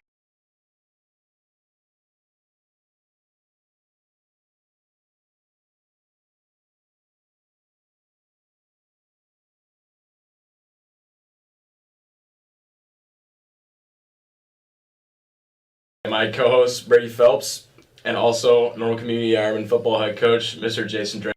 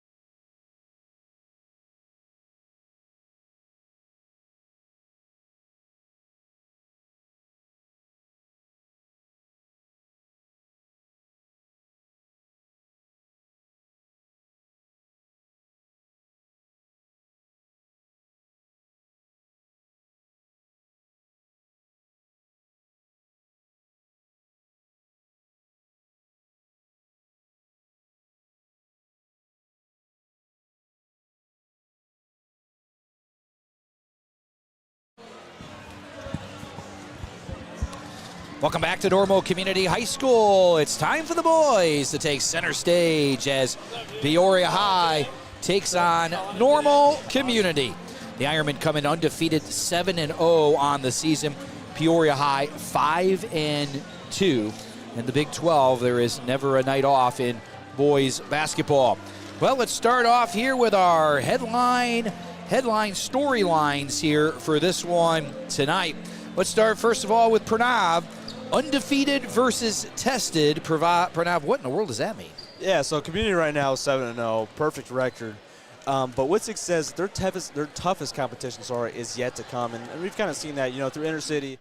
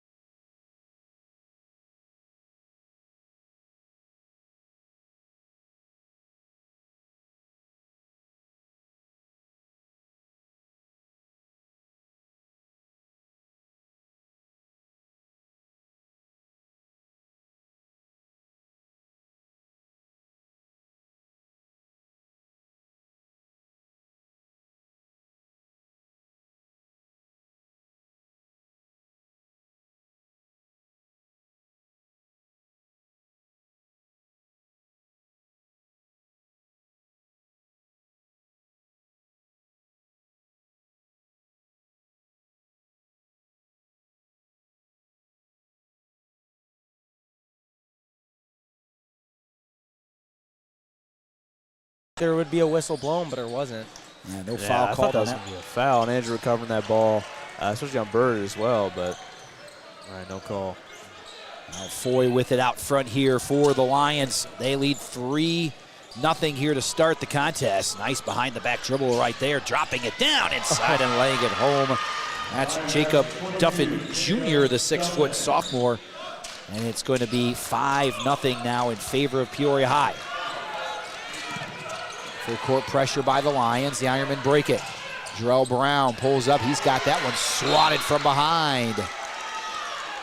Well, I think we see what kind of game we're in store for here tonight. For sure, a physical game, and it's going to be hard, especially keeping that ball through contact, but Normal Community got to keep possession of the ball if they want to win this game. Daniel Ruffin, the head coach for Peoria High in his 6th season, former star for the Lions, played for his dad, Dan Ruffin, who had the program for a number of years. He took over for legendary Chuck Bisher for Peoria High, as they just have outstanding history in boys basketball. Mitch Potts is in the game here for Normal Community. Down the lane now goes Andrew Nauer. Kicks in the corner. Burditt's 3 is down. That's exactly what the Ironmen need right now, and they're establishing a press. Now we saw Trey struggle a little bit against Champaign Central last time out. Came in averaging 20 points per game into that contest last Friday. Moore's pull-up from 15 is no good. Rebound knocked out of bounds, and it will belong to Normal Community. Yeah, Trey Burditt is for sure the quarterback of this offense. When Trey Burditt is working well, the whole team's working well, and we're going to hopefully see more of that coming into this game. So Mitch Potts comes in quickly for Normal. Had a terrific game against Champaign Central. Didn't necessarily put a lot of points on the board, but did just about everything else for the Ironmen. 5 minutes to go here, first quarter. 5-3, Peoria High's got the lead. Now we're down the lane, out of Carter Harris. Nice drop down to Harris inside. It's swatted that time. That was Duffin that got a hand on it. Back they come as Edwards now scissors out of the lane. There's Turner with the right hand. A nice shot right there for Caden Turner. He's got 5 here to start the contest. It's 7-3 in favor of Peoria High. I like this by Witzig bringing in Mitchell Potts early. They're moving the ball really well, and it's going to be a physical game, so Mitchell with all of his steals should benefit in this game. Again, blocked inside once again by Duffin. Here come the Lions. More the other way. He'll lay it home. Well, how about the rim protection from Peoria High here to start the game? Been looking outstanding for Peoria High. Yeah, we knew this was going to happen, though. Peoria is a really physical team. We know they're going to attack the rim, get a couple rebounds, and also, right now, get a couple blocks as well. So hopefully the Ironmen will pick it up before too long. 9-3 our score. It's been all Peoria High here to start it off. Bird it now to Chase Caston. 3 for the sophomore. That's no good. Rebound picked out of there by the Lions. Phoenix Foy up high to grab that one for Peoria High. It's been a rough offensive start here for Normal Community. Nigel Moore down the lane. Kicks that ball back out. Looking at it for a second was Edwards. And they'll swing the basketball around. Again, 4 starting sophomores for the Lions tonight. Shot by Turner outside, no good. Rebound tipped around, and here comes Burditt back the other way. Trey dumps it off. It's picked out of there, and here we go. Nigel Moore back the other way. He'll lay it home. Nigel Moore. Still Coach Witzig not going to take an early timeout as the Ironmen go down 11-3. I think the most impressive thing for the Lions is their ability to be able to protect the basket here. Getting a lot of block shots, turnovers near the basket, and they're getting out and running a little bit. 11-3 our score. Peoria High out to a hot start. We'll see if the Ironmen can get something going on the offensive end. Carter Harris now in trouble. Gets it over to Andrew Nauer. High screen. They kick it to 3. Caston now on the drive. Chase down inside. Backdoor to Nauer. Nice job to Carter Harris, who lays it home. And Normal Community just keeps on attacking the basket, even though, Peoria's had some big blocks. They're just going to keep doing what they do. Yeah, Peoria High has just been outstanding here defensively to start this contest. The Lions now into the front court. Leading 11-5. Caden Turner's got 5 points already, but Nigel Moore's done a nice job from the outside for the Lions as well. Here's Edwards for 3. That's no good. Rebound by Nauer. Andrew now gets it over to Caston. Chase down inside. And they'll set the offense. Here we go under 2 minutes and a fast-moving first quarter. Now we're down the lane inside. Back out to Chase Caston. Chase puts the ball on the floor, nowhere to go. Out an hour, corner three, that's no good. Rebound pulled out of there by the Lions. That would have been really good to have for the Ironmen if that one rolled in. Down the lane is Duffin. Tough shot, he got it to go. Duffin's got 4 points now in the quarter, 13-5. What a start for Peoria. You know, Peoria is doing really good interior defense-wise. I'd love to see Witzig maybe put Jarrell Brown in space to floor out more. I say that, and then Trey Burdick drops a nice layup. A nice little cut down the lane that time by Burdett. He takes a tumble and wide open underneath is Duffin. 15-7 now. The Lions have the lead. 1 minute to go here in a really fast-moving first quarter. Up and down we've gone. It has been a quarter dominated by the Peoria High defense here so far. But the Lions have been all over Normal Community here in this first quarter. Nauer on the drive, down inside, kick out. Potts looked at it for a second. Mitch pulls up, 15-footer, no good, but still another contested jump shot.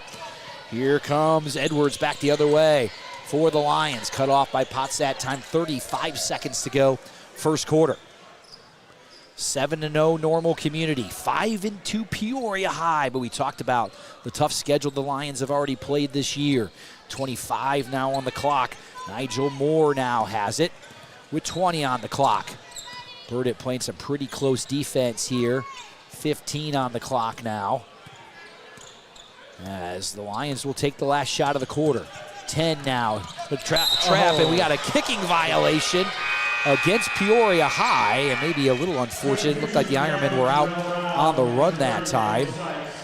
And with 7.2 seconds to go now here in the quarter. Normal Community will have it. As a couple of subs, Makai Burdick comes in for the Ironmen. Jarrell Brown also back in there as well. And a kicking violation against Normal Community, so Peoria will have the basketball. 7.2 on the clock. Edwards catches it in the backcourt. Edwards with 5, and Mitch Potts is going to give a foul right there.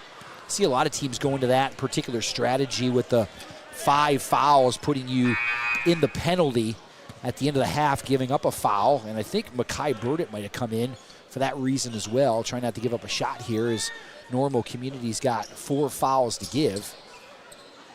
And it was against number 10, Mitchell Potts, will pick up that foul there for the Ironmen. Iron foul's on number 10, Mitchell Potts, he's first, team first. So now coming in to trigger the ball in will be Jacob Duffin here for Peoria. Got to think the Ironmen will give another one. Well, they tried to give it, got away. Edwards for 3, no good. So that one worked out okay for the Ironmen. Certainly gave an opportunity there for Peoria High. So Pranath, let's start with you. 15-7 at the end of 1. Your thoughts about the first quarter? Yeah, we knew Peoria was going to be a really challenging team for the Ironmen to face, and they've really proved that. I mean, 15-7, they're up 11-3 at one point as well, and that is, I mean, that's just not really what you want to see. But obviously, again, it's early in the season, and this is the game where, you know, if you had to give up, or if you had to, you know, if you wanted to have a bad game, it would be this early, like right now. Yeah, Yusuf, your thoughts on quarter number 1? Yeah, I mean, it was a very quick quarter. I feel like Peoria is really pushing the pace here, and I like what Witzig is doing, bringing in Mitchell Potts. You know, last game he had 5 deflections, 4 steals. So when you're pushing the pace like that, it's good to have a point guard who's willing to get his hands dirty, get some physical, put some fouls up just so they can get the ball back. And I really like what Witzig's doing, and I want to see what he does in the second quarter. Yeah, certainly it was the Peoria High defense, though, that stole the show in that first quarter, as Trey Burdett had 5, Carter Harris had 2, but the Ironmen only put up 7 points in that first quarter.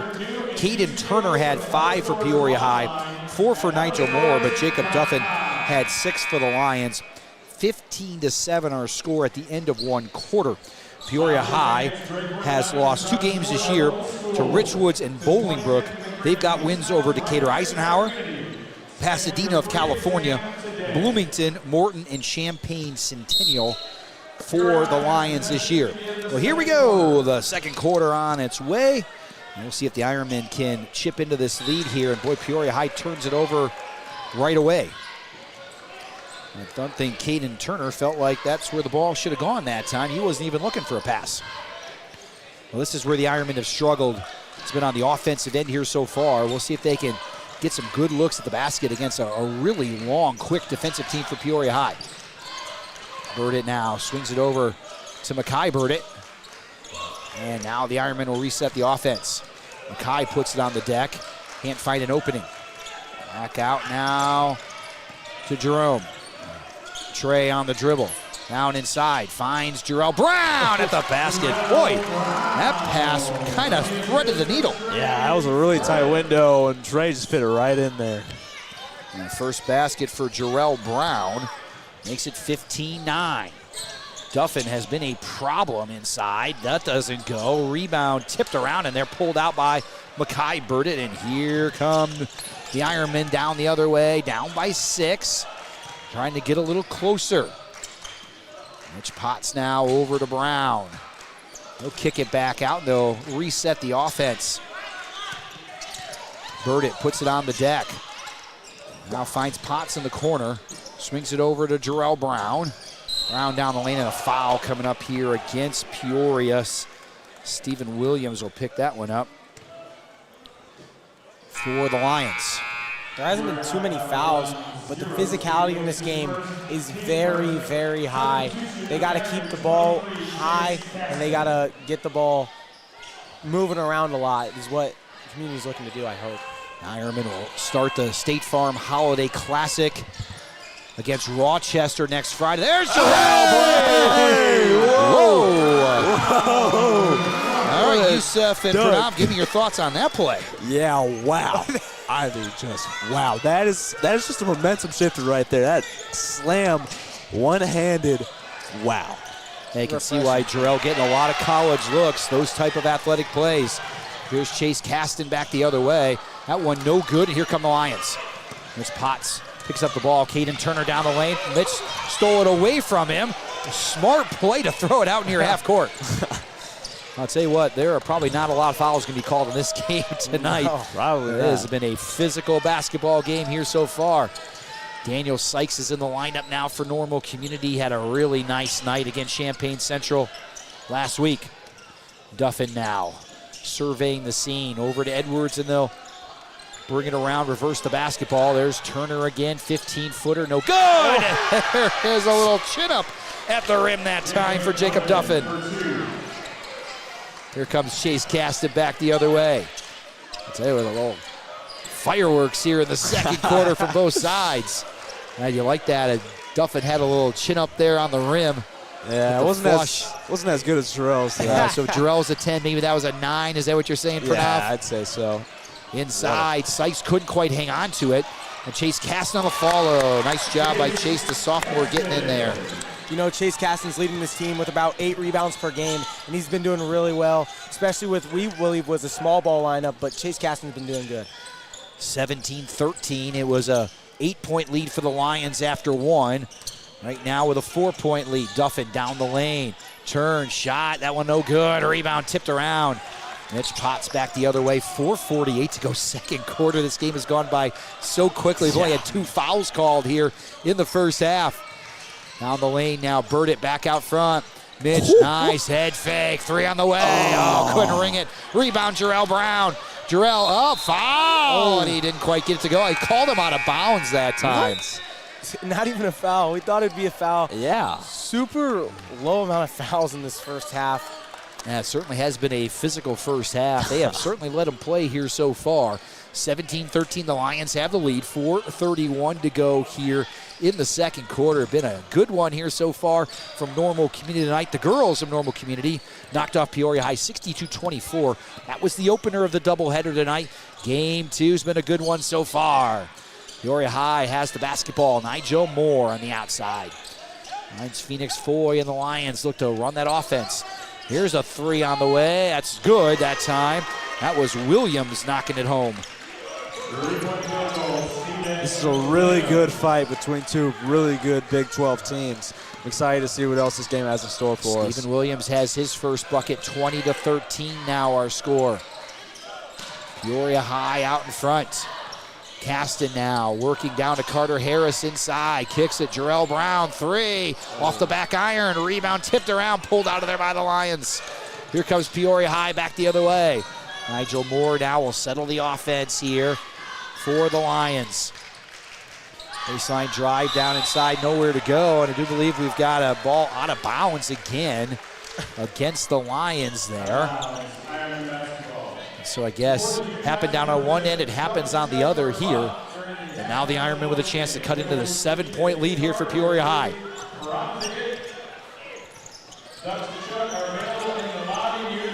Normal Community yet to drop a contest so far this season. Trying to head into the State Farm Holiday Classic unbeaten. Bird it now down the lane. Oh, they're grabbing his jersey that time. There's that hold called. That's a good call by the referee right there. Almost looked like a little defensive back against a wide receiver right there. A little jersey tug there to slow him down just enough. Now Trey will trigger it in here for Normal Community. The Ironmen down by 7.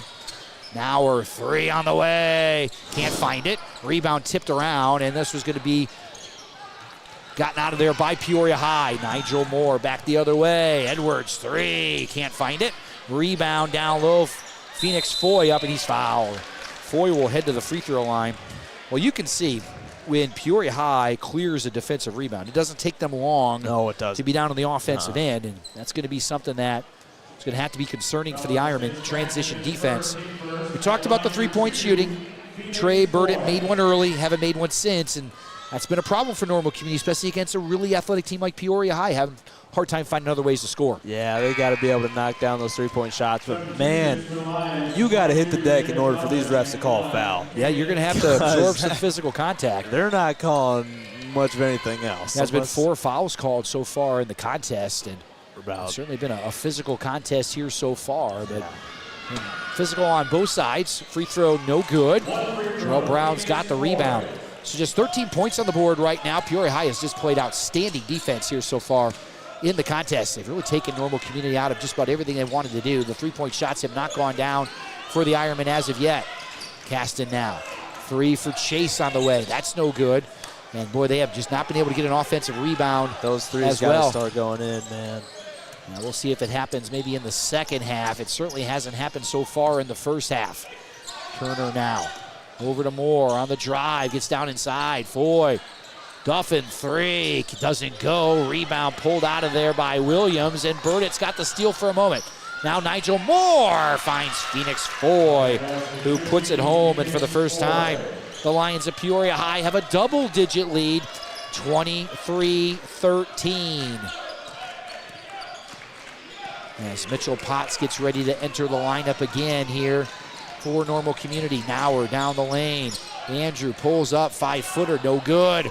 Rebound, knocked around in there. Jarrell Brown's got it, he missed it. Rebound for Caston and a foul.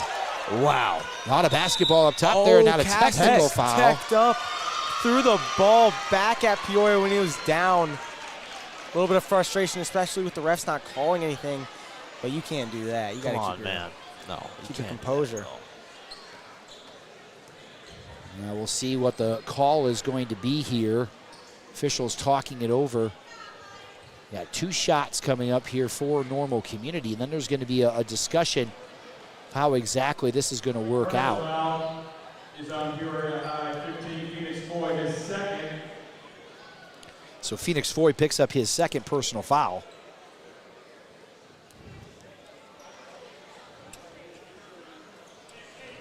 So Chase Caston will go to the free throw line here. Chase Caston will have 2 free throws, and then a technical foul has been called on Chase Caston, his second, team second. And Chase Caston picks up the technical foul. So I think we'll walk down to the other end and shoot some free throws for the Lions as well, as Caston's first free throw is good. Normal Community had 7 points in the first quarter, now 7 in the second. It's been pretty tough sledding against this Peoria High defense. Second free throw up and good. Now the Lions will come down. They're going to shoot on the other end. It's going to be Nigel Moore who's going to take the free throws here for Peoria High. And, you know, it's just frustrating, especially like we've been talking about. The refs aren't calling much, but you got to play with poise. You can't be given, especially a super talented and athletic team like Peoria High, these free throws, getting free points. And, yeah, he knocks down both of them. Not a surprise. It's costly. You can't have too many errors against this team. Yeah, a 10-point lead in a low-scoring game. That's a significant margin here right now for Peoria High. So the lead for the Lions. 1:50 to go here in the second quarter. As Normal Community comes out now with a trap.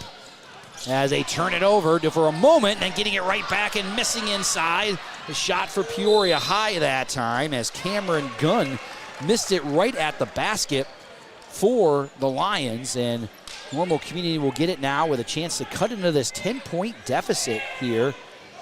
And we'll see if the Ironmen can get things rolling at the offensive end. Andrew Nauer brings it over the 10-second line. You can see they're trying to keep the ball out of Trey Burditt's hand. Daniel Sykes, who had a nice game last Friday, not a foul here against the Lions once again. Stephen Williams will pick up his second personal foul. Peoria High got the 3 seed at the State Farm Holiday Classic. These two teams could see each other again next week very easily. Yeah, it's been really chippy. And then we look over, we see Daniel Sykes and Mitchell Potts in. Witzig loves his bench energy, calls them the 6th and 7th men who could start elsewhere. And, you know, if Potts or Sykes can start forcing some chaos, it'll be a good momentum swing for the Ironmen. Yeah, we're going to have to fight some offense here. 1:20 to go in the half. There's Potts down inside and a foul. It's going to be against Nigel Moore. Yeah, I'm continuing to be impressed, though, with Peoria's ability to be able to guard the basket. Normal Community's gotten the ball inside a number of times and just haven't been able to finish because Peoria High's athletes have just made it so difficult to score near the rim. You know, on that shot attempt, it was honestly a coin flip of a foul. I would not be mad if Mitchell didn't get the foul there, and that kind of just shows how aggressive that Peoria High has been in the paint tonight. Yeah, they've done a really good job pressuring the perimeter, making it very difficult to score inside here so far for the Ironmen. 25-16, Peoria High's got the lead, and Mitchell Potts knocks down both free throws here. Be nice if the Ironmen here can try to get this lead down at halftime. It was double digits, now it's 8. And we'll see if either team can make a run here to end the half. Nigel Moore looked at the 3 for a second. Now down the lane, you can see they're not leaving Turner. Moore, though, going to get an open 3. Shot on the way is no good. He got his own rebound. Inside, put it up, no good. Pulled down inside by Peoria High. Edwards down the lane, kicks it back out to Moore. Moore now on the spin, now to Edwards. 3, good. Ring it up, Orlando Edwards for 3. 28-17, and now 1-3-1. Going to be the defense here for the Lions. Looks like they're going to drop back into a zone here. First time we've seen zone from Peoria tonight. 2-3 here. We'll see if they match up out of it. 19 seconds on the clock now, an 11-point game. There's Burditt down in the high post. Trey stepping out to the outside now with 10. Hines Nauer now with 9. Burditt with 7 on the clock. Hines Potts with 4. Mitch for 3. Missed it. Rebound knocked around. Moore's got it. Andrew Nauer did not get it off in time. And that is the end of the half. We have reached halftime here from Normal Community High School. It's all Peoria High. They lead Normal Community 28-17. Yusuf, let's start with you. Your thoughts on the first half. The Ironmen facing an 11-point deficit here at half. I mean, from a fan standpoint, it's been a terrific game. A lot of close calls here, and there are definitely moments where you can see Normal Community starts clicking, but there are a little bit too many where they show maybe not as consistent and smooth. And Witzig's going to have a good talk with them, and I bet they'll come out as a different team like they have many times this season. Yeah, Pranav, your thoughts on half number 1?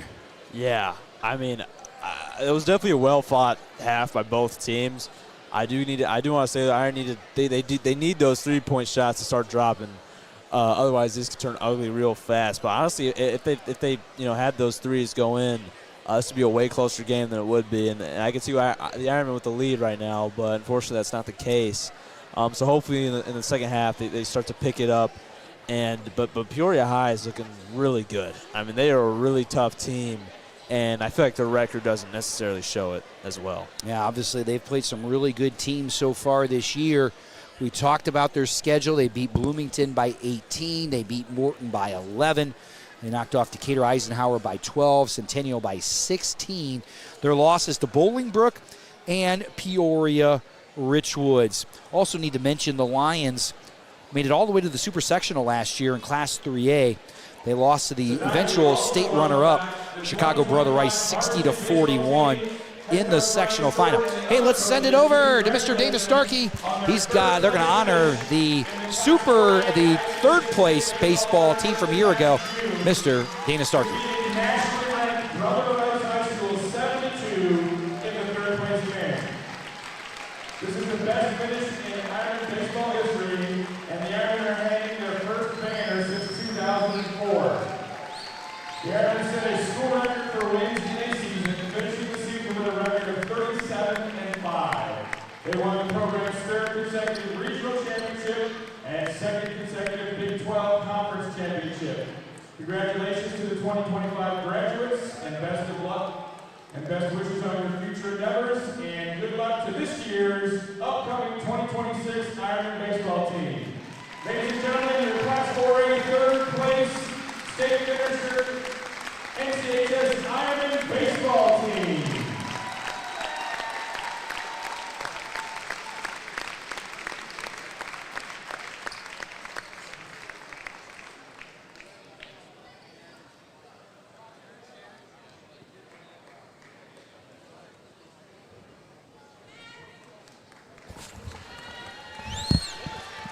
(28-17) our halftime score. Guys, you see that good-looking guy right there in the center holding up that banner? Yeah, Tyler absolutely. Pretty good dude. Absolutely. Hey, congratulations, though, to all of those young men who took us on quite a ride last year in the spring, all the way to the state baseball finals, finishing third. Congratulations to Coach Short and his staff on an outstanding run. It was a tremendously fun baseball season for the Normal Community Ironmen. Well, we're here at halftime. Our score 28-17 in favor of Peoria Central. And Yusuf, I don't know if we had a chance to get your thoughts on the first half yet here. Oh, yeah. I mean, we did, I think. We did? I think Okay, we did. very good. I couldn't remember if we had or not. Do you have any more thoughts, Yusuf, on the first I half? have a thought about the baseball team. There you go. Is there a more Coach Short reason why they had to delay the ceremony here? I mean, Coach Short, he loves the culture of Normal Community, bleeds orange and black. He's always coaching, always looking to make kids better. Love Coach Short, you got to. Yeah, and interesting, this is very unique, but Coach Witzik is in his 27th year as the head basketball coach at Normal Community High School. His JV coach for 27 years has been Ryan Short. Now, that doesn't happen very often in very many places. Also, other guys on that bench, Coach Nathan Foster has been with Coach Witzik for over 20 years. And then a former Ironman, Matt Schweinberg, has also been with Coach Witzik for a long time as well. So just having such a stable staff for the Ironman in the boys basketball side has been such a huge advantage for Normal Community. All right, we're going to step aside for a quick break here at halftime. Our score, Peoria High 28, Normal Community 17. We're going to try not to get hit by a duck here as we take a break here. The Ironmen trail by 11.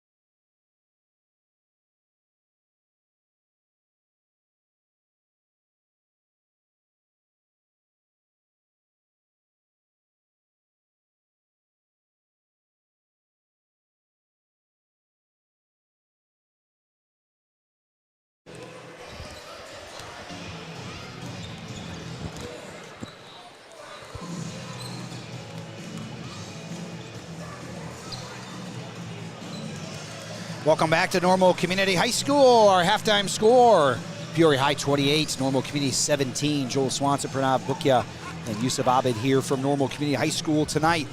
The Inkspot covers community from every angle. News, sports, and student life. Read more at nchsinkspot.com and follow at nchsinkspot on social media. Normal Community High School, everything covered by the Inkspot. A lot going on at Normal Community High School. A lot of excellence on the academic athletic side, also with drama and music as well. A lot going on here for the Ironmen.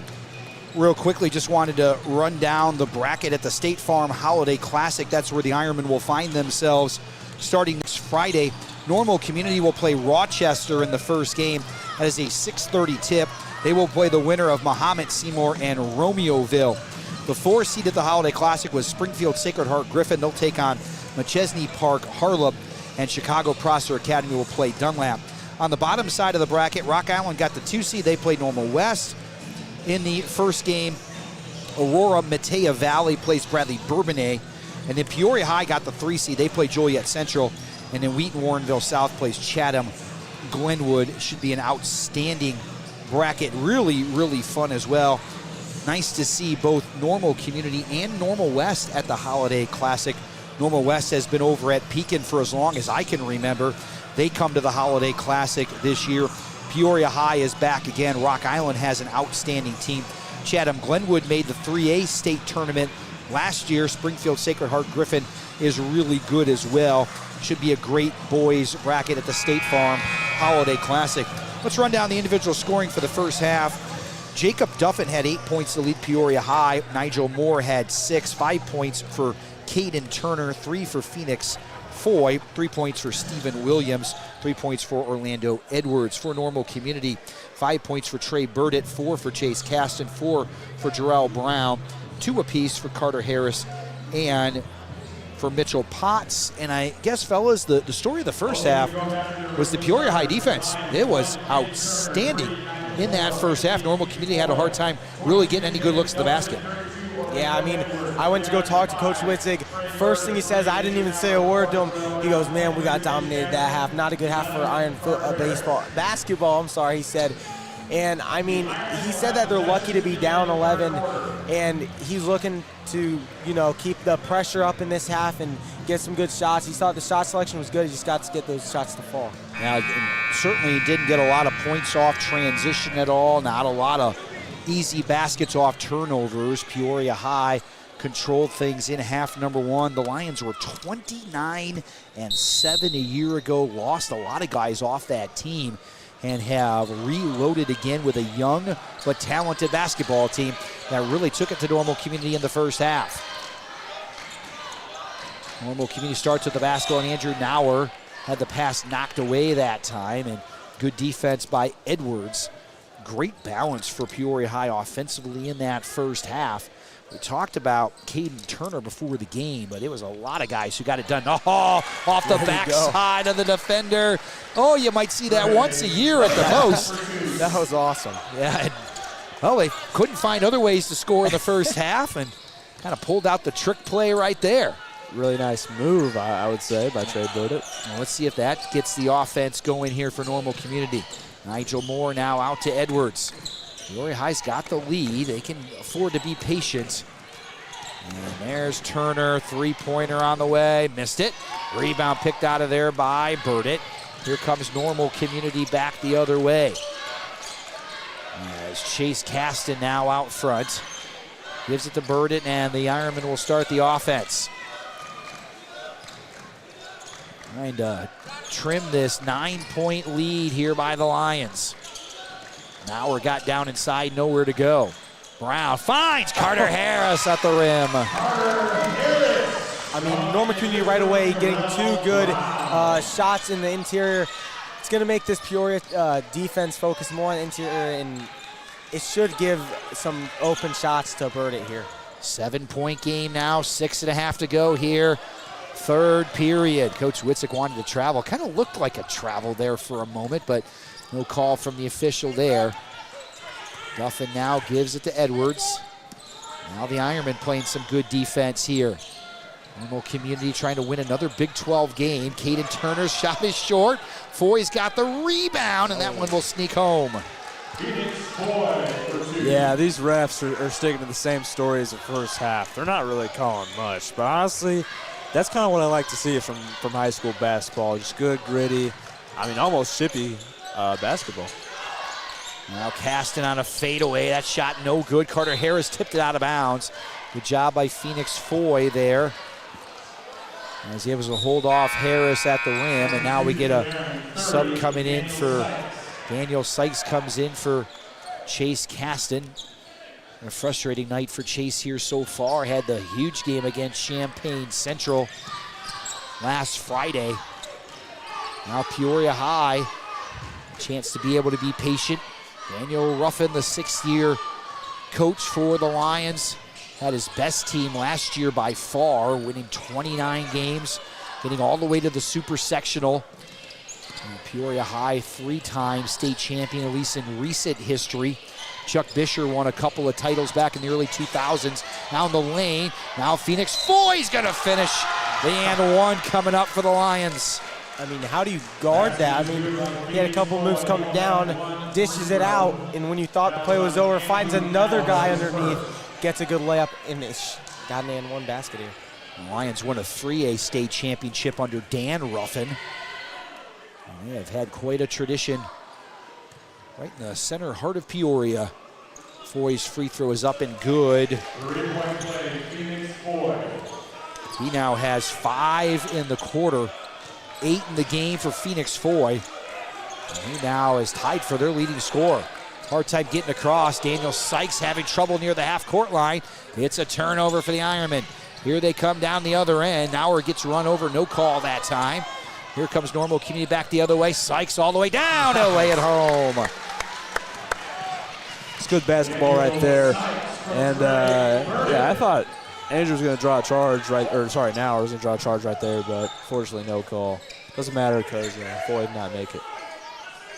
So Normal Community now, it's back within 10 here. And now we see the Lions spreading the floor here against Normal Community. Again, when they have the lead, they can afford to be patient. Nigel Moore out front, dishes it off inside, and Phoenix Foy is going to head to the line. Yeah, this is where things get tough here against the Lions. When they get the lead, they're going to spread the floor on you, and they're going to make it difficult. Yeah, the refs kind of had to call that one. Bird almost slapped Foy right in his face. I don't know if you saw that. Yeah, certainly it was a hard foul that time, and Phoenix Foy back at the free throw line. He'll knock down another free throw. Foy has been to the line so far 4 times. He's 3 for 4 in the contest. Nigel Moore, the only other Lion who has found himself at the line tonight. He knocked in a couple free throws in the second quarter. Normal Community 4 out of 6 from the free throw line tonight. There's a miss by Foy. And Sykes has the rebound now for Normal Community. 11-point deficit. It was 11 at half. 11 now for the Ironmen. As Foy has scored all 6 points for Peoria High here in the second half. Excuse me, the lead is 11 for Peoria High. Oh, Carter Harris that time. Couldn't quite catch the behind-the-back pass from Daniel Sykes. Out of bounds it goes. The pass was on the money, and I just don't think he was expecting it. I don't blame him. I wasn't expecting it. I don't think anyone here was expecting it. It was really nice. Oh. Nice spin that time by Edwards behind the back that time. Going up against that pressure here from Normal Community. The Lions will play from the front here in the third period. 3:47 to go. Moore down the lane. Tried to dump it off that time for Foy. Nice job by Carter Harris to come up with it. Let's see if Normal Community can make a run here at the end of the quarter. Down low, Carter Harris had it knocked away by Moore just the last second. Otherwise, that would have been an easy layup inside. Peoria is just a team of athletes. Their ability to get out of these closing in situations, they're able to split double teams as well. Peoria High is doing a great job here. Now Mitch Potts out front. Here's Bird at corner 3. Oh, that's around and out. Needed that. Moore's got the rebound. Here comes Nigel back the other way. Down inside. Tough shot with the left hand. No good. Rebound tipped around. We pulled down by the Lions. Boy, Turner looked at it for just a second. I think if they didn't have an 11-point lead, he might have let that one go. They're going to run some clock now here with 3:10 to go in the third quarter, up by 11. Three-pointers haven't been dropping for Normal Community again tonight. Burdett hit that 1-3 to start the first quarter. Hasn't had one since. Now on the drive is Moore. Hands it off to Edwards. This is what we're going to probably see for the Lions probably most of the way, the rest of the way, as they're going to be patient with the basketball. Trying to draw that Normal Community defense out. Nigel Moore down the lane. We get a foul against Normal Community. Yeah, this is why Illinois high school basketball needs a shot clock and needs a desk. I mean, it just gets really annoying to watch when the team just gets up 10 and just holds the ball. Yeah, and you be able to hold the basketball, and here's a lob inside for Duffin. We get a foul. Well, one of the things that people don't understand about holding the ball, you have to have talented guys who can handle the ball to be able to hold the ball. And that's what Peoria High has. They got a bunch of really good ball handlers out there that can turn the corner, and they are spreading the Ironmen out right now. Here's a three by Edwards that is no good. Rebound pulled down by Jarrell Brown. And with 2.5 to go in the third, 11-point deficit here for the Ironmen. It's been an offensive struggle all night. A lot of that has to do with a really good Peoria High defense. Burdett now in the corner. We're going to get a foul against Edwards on the closeout that time. And the Ironmen will have it baseline out of bounds. Normal Community's got 4 fouls here in the quarter. That's the first team foul against Peoria High. Really good defense without fouling here for the Lions here in the third period, as they've been able to shut down a Normal Community defense offense. Nauer, 3 from the corner. There it is. Huge. Andrew Nauer knocks one down. Let's see if that gets the Ironmen going. 34-26. Normal Community trying to fight back up the hill here in the second half. It was 28-17 Peoria High at halftime. They lead 34-26. Now Edwards, 3 on the way. Ow, he answers for the Lions on the other end. He's got 6 now. 37-26, the lead back to 11. Now Brown, Jarrell down the lane, nowhere to go. He'll throw it out of bounds. Boy, you can see the help defense there for Peoria High as Jarrell tries to turn the corner. Boy, there's a help defender right there. You've done a really good job of closing down those driving lanes for Normal Community. And the Lions have been very impressive here tonight. This game has been a boxing match, punch after punch. Each team's getting punched in the mouth, and they're just getting back up, and they're fighting real hard this whole game. The Peoria High turns it over, and we got Phoenix Foy is going to pick up the foul right there, inadvertent as he was coming down the floor. Unfortunately for him, that'll be his 3rd personal foul. Unfortunately for Normal Community, no free throws yet for the Iron. If that ref didn't call that foul, I might have taken this headset off and ran up on that court. I was pretty upset. Pranav is always pretty vocal about the officiating. And now Makai Burdett's going to run the show here for the Ironmen. 1:20 to go in the third. Peoria by 11. Burdett now spinning down the lane. Very tough shot, barely hit the rim. Rebound picked out of there by Trey. He's going to be fouled on the blade. Nope, jump ball. And possession belongs to Peoria High. Well, the Ironmen have had their offensive struggles before, but I don't remember quite this much at home, at least in recent memories.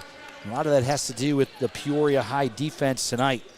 Jacob Duffin had 8 points in the first half, and it's been Phoenix Foy here in the third quarter. Makai Burdett with really good defense back there against Williams. And now a foul coming up against Burdett, and that's going to send Peoria High to the line. And it's going to be 2 shots here now for Williams, so he'll go to the line. He's actually got a chance to give Peoria High their biggest lead of the game here. It was an 11-point game at halftime, and sitting at 11 right now. We thought the Ironmen would get off to a good start here, scoring a couple of buckets real early in the quarter, but still a single-digit quarter here for the Ironmen right now. Only 9 points on the board, only 26 for the game. First free throw, no good, so Williams can't extend the lead for Peoria High. We'll see where that offense is going to have to come from for Normal Community. Chase Caston still on the bench. We might see him in the fourth quarter. They have brought Trey Burdett out right now. Second free throw by Williams is up and good. One free throw, Steven Williams. Peoria High has played an excellent game tonight. They lead Normal Community 38-26 here. 51 seconds to go. Third period. Mitchell Potts now finds Nauer. Andrew on the baseline. Tough shot. Doesn't go. Rebound. Nauer inside. There's a foul against the Lions, as that one's going to be picked up by Cameron Gunn for Peoria High.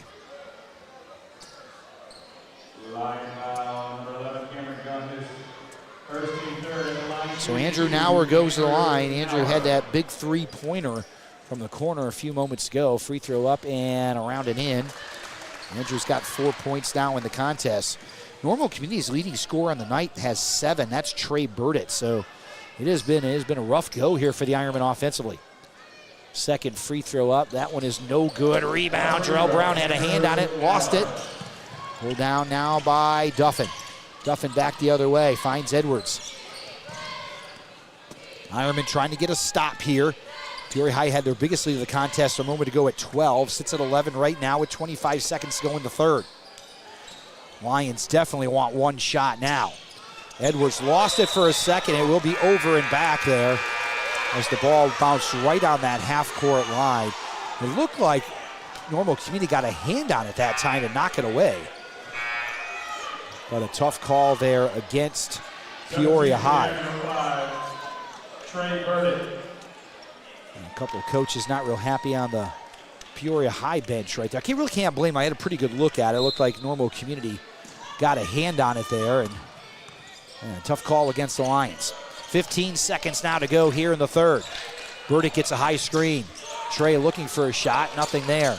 Now we're on the drive. Back out to Burdick. 3. They need it. They don't get it. Rebound. Harris had it for a moment. Here comes Turner. He'll let it fly from half court. Oh, that's just short. Boy, that was just a natural-looking jump shot for him. Launches it from half court. Comes up just short. We are through 3 quarters from Normal Community High School tonight. The Lions 38, the Ironmen 27. You are watching Normal Community High School basketball on the Inkspot. Well, guys, not much better there in the third. Normal Community could not cut into this lead at all. It's been all Peoria High. Your thoughts on the game through 3 quarters? Yeah, they came in down 11, left the third quarter down 11. Scoring hasn't been going anywhere, and they've drawn way more fouls in the third quarter than they have almost the whole first half. We got to see Normal Community maybe get the shots down. The shot selection isn't bad. It's just not finding the bottom of the net. Now, Pranav, your thoughts right now? Yeah, I mean, this Ironman team just kind of needs a jump start right now, and I think that comes with taking Chase Caston off the bench. I think he should be on the court, and I think the Ironman just need a momentum shift. I mean, down 11, it's not that bad. It's just a couple of 3-pointers away from taking over that lead, and a couple of defensive stops as well. So the Ironmen, I feel like they have a shot going into the fourth quarter, but they do have to play their best basketball all game. And certainly Peoria High has played well tonight, well enough to have an 11-point lead here going into the fourth quarter. We talked about the Holiday Classic coming up next Friday. Normal Community will play Rochester in the opener of the Holiday Classic. Peoria High will take on Joliet Central, and those games will be played at Normal West. So Normal West will be the first round. If both those teams win, they'll play at Illinois Wesleyan, and then in round number 2 at the Shirk Center. So that coming up next week, the Holiday Classic. Well, here we go, the fourth quarter on its way here from Normal Community tonight. Happy holidays to everybody watching the Inkspot tonight. We move into the holiday break here as school finishes up at Normal Community for the first semester. Trey Burdett, that looked like it might have been a goaltend, but somebody got a piece of it at the rim. All the way Nigel Moore the other way, and he will head to the line. And I do believe that kind of sums up the way this game has been. The Ironmen have gotten some shots inside. A lot of athletes for Peoria High have made it really difficult to be able to score, and the Ironmen just haven't been able to finish. You know, I don't mind Andrew Nauer fouling there, especially with this Peoria offense. Like you said earlier, Mr. Swanson, they have a great ability to run down the court and catch the Normal Community off guard. And now knows that came in and fouled, which was a good foul for me. Short that time for Nigel Moore. And yeah, Yusuf, you make a really good point. Their ability to be able to play defense, clear the glass, and be able to get down the floor has really been difficult for the Ironmen. Inside Carter Harris got hit from behind. A foul on Stephen Williams. So first team foul against Peoria here in the quarter. So officials really let them play in that first half. Been a little tighter whistle, but still well done. Burdett threw it off the back of another Peoria player again and trying to get that bucket once again. We saw that in the first half. It kind of gives you an idea how difficult it's been for Normal Community here to be able to score as Jarrell Brown down the lane. Brown inside, and we'll get a foul here against Peoria High as that's going to go against number 22, Jacob Duffin. So Jarrell Brown will find himself at the free throw line, and the Ironmen might just have to kind of push things a little bit, get in the lane. Jarrell Brown missed his first 2 free throws in the first quarter, knocks that one in. Jarrell's got 5 points in the contest. Again, this has kind of put things in perspective. Trey Burda is the leading scorer for Normal Community tonight with 7 points. Second free throw up and no good. The Ironmen have yet to get to 30 as the Peoria High defense has been tremendous in this one. Well, the Ironmen have a little over 7 minutes to figure things out here down the stretch as they're looking at their first loss of the season against a very good Peoria High team. Lions have it now as the Ironmen have to extend their defense. Nigel Moore has done a great job handling the basketball. He's number 3 out front. Gets a screen, Moore down inside, finds Caden Turner who lays it home. Pretty play for the Lions right there. 41-28. Peoria High in control. Burdett down the lane. Goes all the way in, has it taken away. Really nice defense by Cam Gunn. Back they come. Turner kicks it over, and let's see if the Lions take some time. No, they will not. Williams 3 is around and out. That was halfway down the well and came out. Here come the Ironmen back the other way. Burdett underneath has to fade away and can't find it. You know, these aren't bad shots. Unlucky bounces, not finding the bottom of the net. Well, that time, boy, Trey got underneath. And again, Normal Community a little bit shy to put that ball up, just the way things have gone inside for them tonight. Out front now, Williams gets in the corner, and Peoria can be patient, that's for sure. Nigel Moore, 3 is good. Moore knocks down the 3. He's got 10. And the Ironmen are down 16 here in the fourth quarter. What a game for Peoria High. Now we're down the lane, kicks it over. Trey Burdett 3, that's around and out. Rebound pulled down by the Lions. Here comes Duffin back the other way, all the way down, a block, and it's good. How about Jacob Duffin with 10 points tonight? He will head to the line. And boy, things have gotten away from the Ironmen here in the second half. And Coach Dave Witzik will call a timeout. 46-28 Peoria High. All over the Ironmen tonight. People travel far and wide for Green Gables' world-famous smash burgers, open every day from 11 to 9. Green Gables is family-friendly, welcoming, and back better than ever. Check out their menu at greengablesgrill.com.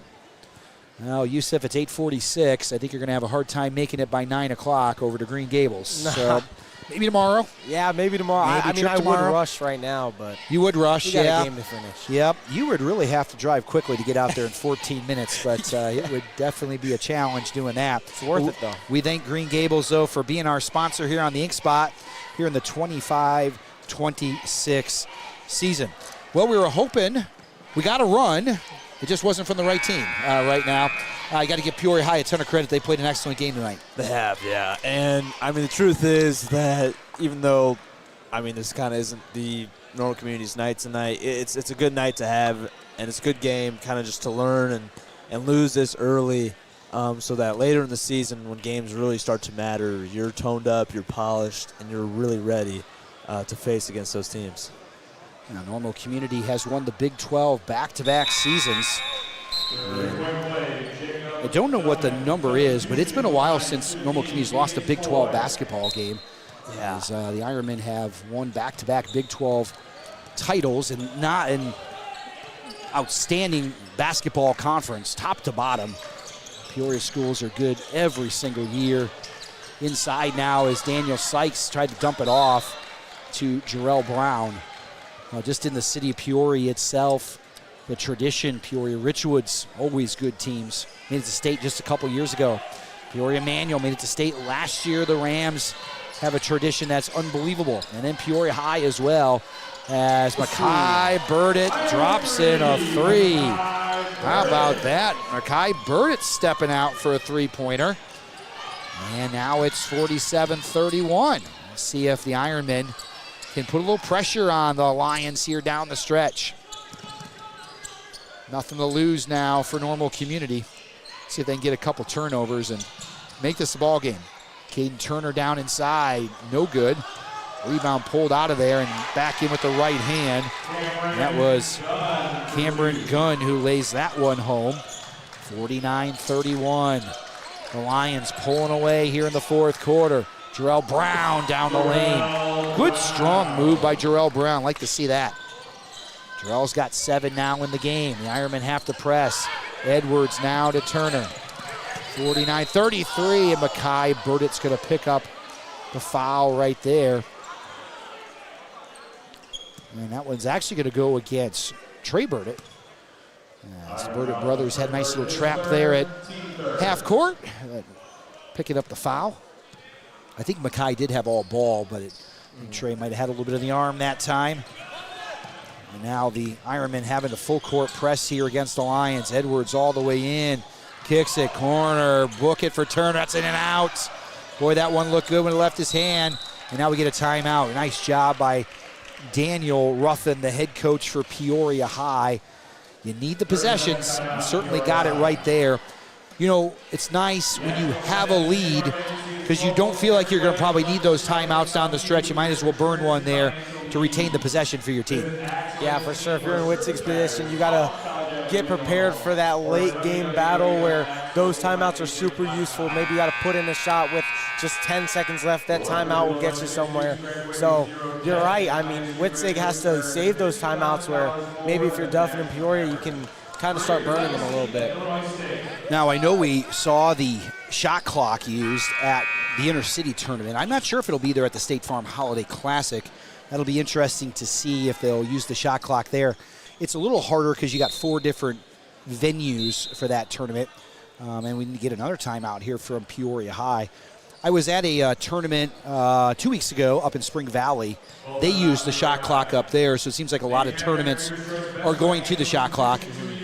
Just getting schools ready for what's coming next year, which is going to change the high school game tremendously a year from now.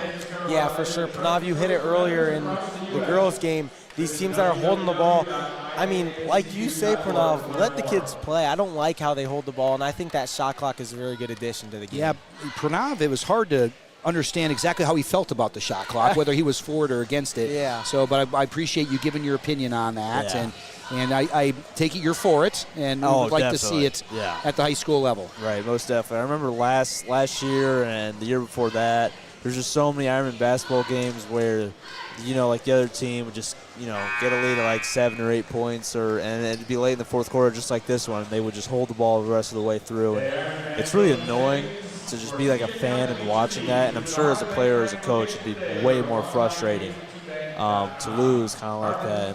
It'll be interesting as teams begin to adjust to it, how much they will chart the idea of using and how many times the shot clock actually runs down in the matter of a normal basketball game when you don't have it, and how often that would actually impact the game.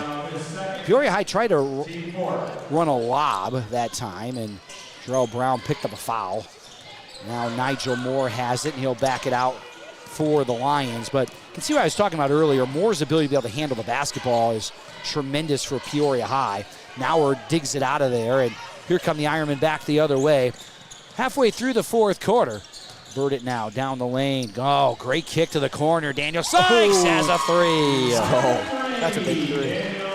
Giving the Ironmen some new life. 49-36. And we'll see if Peoria High takes a timeout right here. And we get a travel against the Lions. So Peoria High turns it over. It was interesting. Daniel Ruffin took 2 timeouts in a row. He's only got 2 left. So that was an interesting kind of turn of events there. As 49-36, never know. Stranger things have happened, that for sure. Now we're down the lane. Andrew inside. He'll find a way to finish that time. He's got 6 all in the second half. And here we go. We might have ourselves a ball game. 49-38, more down the lane, and a foul against Jarrell Brown. I don't know, looked pretty clean to me. You know, I think what it was just that hand on the back. He had a really good poke at the ball. I thought maybe if he just didn't have that hand on the back of his jersey, he could have gotten away with it. Yeah, I think when you reach all the way across the body of an offensive player, even if you get all ball, the chances of you picking up a foul are pretty high. You know, as fast as the game is, officials have to anticipate at some point what is going to happen on a play. Otherwise, it's impossible to officiate a basketball game. Nigel Moore makes the free throw there. Moore's got 11 points for Peoria High, but you can't understate his ability to be able to handle the basketball out front. It's really been outstanding for the Lions. 5 for 6 from the free throw line. So still a 13-point game. Peoria High's got the lead. 3:25 to go here in the fourth quarter. Still a pretty big hill to climb for the Iron. And we got a foul here against Peoria High. And out of bounds now for Normal Community. Lions fouls on Nigel Moore, his 13th third. Ironmen are going to have to get some points and get them in a hurry. Potts looked at the 3, now find Burdett. Burdett down inside. Maurer, 3 on the way. It's going to be off right. Rebound, Mackay Burdett. Kicks it out to Sykes. Now to Trey. 3. Good! They got another one. That is huge. Trey Burdett with 2 threes in about 4 possessions, I believe. Yeah, the Ironmen have 4 threes in the second half. And again, they got one early in the first quarter. No threes went down in the second quarter. They got one from Andrew Nauer in the third quarter. And now 3 triples in the fourth quarter, 1 by Trey, 1 by Mackay, and 1 by Daniel Sykes. So knocking down 3-pointers. So they get the lead to 10. And now you got to hope you can force some turnovers. Right. And you're going to need some help from Peoria High probably to get back in the contest. But again, for Normal Community right now, you're just looking to extend the game, put some pressure on the Lions here in the last 3 minutes and 7 seconds. You're really only 3 possessions away, 3 or 4 possessions away from kind of tying this game up and taking that lead. Yeah, and in this situation as well, you're just trying to put pressure on Peoria here, make it difficult on the Lions here, and just kind of see what happens. Nice job by Turner, breaking the press. Now, if you're Peoria High, the question is how much do you attack the rim and how much time do you take off that clock? And a foul on Daniel Sykes, and 5 team fouls on the Ironmen. It's going to be 2 shots the rest of the way for Peoria High. And another change that went into high school basketball a few years ago, getting rid of the 1-and-1 and going to 2 shots, 5 fouls per quarter. Free throw is up and no good for Orlando Edwards Jr., the 5'10 sophomore, even more impressive.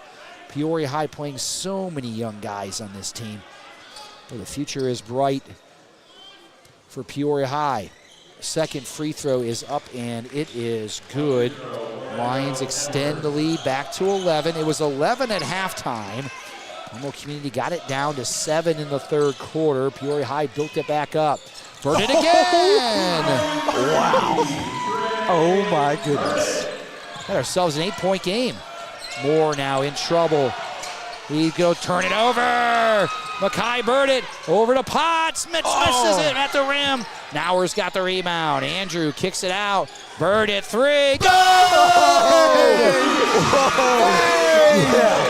Yeah. There we go. It is a 5-point game. Peoria High breaks the press and a foul coming up on the Ironmen. Oh, wow.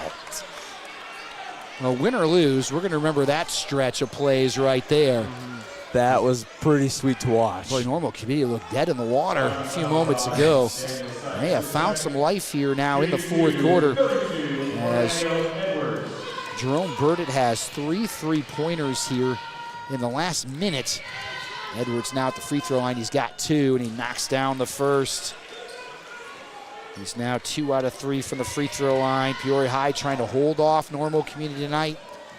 The Ironmen trying to make it 1,768 varsity boys basketball wins. The second free throw is good. Andrew Nauer now in the front court. Nauer over to Sykes. Daniel Sykes, three. That doesn't go. Potts has the rebound. Kicks it out to Mackay. Now finds Sykes again. Shot up, no good. Rebound, Trey Burdett. Burdett now back out front. Mitch Potts looked at it for a moment, took the hit, and he's going to go to the free throw line. Oh, if Sykes had those well, at least one of those, that would have been really, really big. But at least Mitchell Potts snapped the free throw line. Chance for 2 points. Now the Ironmen are going to need everything to go their way here down the stretch. Let's see if they can make it happen as Mitchell Potts is 3 for 3 from the free throw line tonight. Second free throw up, and it is good. The Ironmen scored 27 points through 3 quarters. They have 21 here in the fourth quarter. They have made an offensive run here at Peoria High. The Lions desperately trying to hang on. Moore now over to Turner. Turner to Edwards. They break the press. And a push off that time, but it's going to go against Trey Burdett on a block.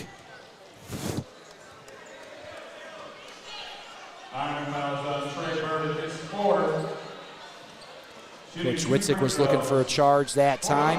Yeah, so was I. I mean, I completely thought the Ironmen had it. I mean, Trey Burdett looked like he had his feet set, and Edwards really initiated contact there, but not sure. Edwards now going to the line again. He's made 3 out of his last 4. Missed the first free throw. On his first trip to the line, he's knocked down 3 in a row. And he knocks that one down. That might be a guy you want to keep off the free throw line here. But sometimes you really can't choose who you foul down the stretch. Time getting to be a problem for Normal Community. 1:50 to go in the game, and Edwards gets them both right there. In the quarter now, Peoria High is 8 out of 10 from the free throw line. Normal Community has 5 3-pointers here in the fourth quarter. 1:47 to go. Now we're down the lane. Burdett 3. That's going to hit the front rim. Bounce out. Rebound by the Lions. Here comes Nigel Moore. Now over to Phoenix 4. Lays it up and lays it home. And that might do it right there as the 3 doesn't go in. And on the other end, Phoenix Foy is able to knock one home for the Lions. Well, we knew everything was going to have to go the Ironmen's way to be able to really make a comeback. Peoria High was going to have to miss some free throws, and those 3s were going to continue to have to drop. And it looks like Peoria High might stem the tide here tonight. Valiant comeback effort by Normal Community as Phoenix Foy knocks in the free throw. So far, the Lions have been the better team here this evening. 1:30 to go fourth quarter, 59-49. It's really a low-scoring game through 3 quarters. Now we're inside, puts it up and puts it in. Timeout Normal Community, 59-51. All right, Pranav and Yusuf, what are the strategy for both sides here now with the last 122? Yeah, continue pressing. Obviously, that seemed to work so far, so just keep doing that. Obviously, you got to be more aggressive, but how much more aggressive could you really be? And these 3-pointers, I mean, Trey Burdett's knocked down like 2 or 3 of them in the last stretch, and those just need to keep falling. Lions extended the lead to 10. Now it's back to 8. And it's very doable if the Ironmen, obviously they have to get really lucky, but it's very doable for them to regain control of this game. Now we'll see if they can force some turnovers here. You can see they start off with Jarrell Brown on the ball. There's a good start with Jarrell on that length there, make it hard to get in.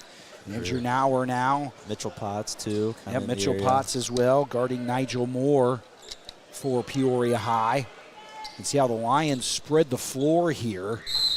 Going to make it difficult for Normal Community to face guard. Moore now, as the basketball gets in the middle of the floor. Ooh, looked like a travel, but the Ironmen do knock it away. Jarrell Brown now up ahead. Jarrell gets the dunk inside. There you go. 1:05 now to go. And a quick foul there against Normal Community.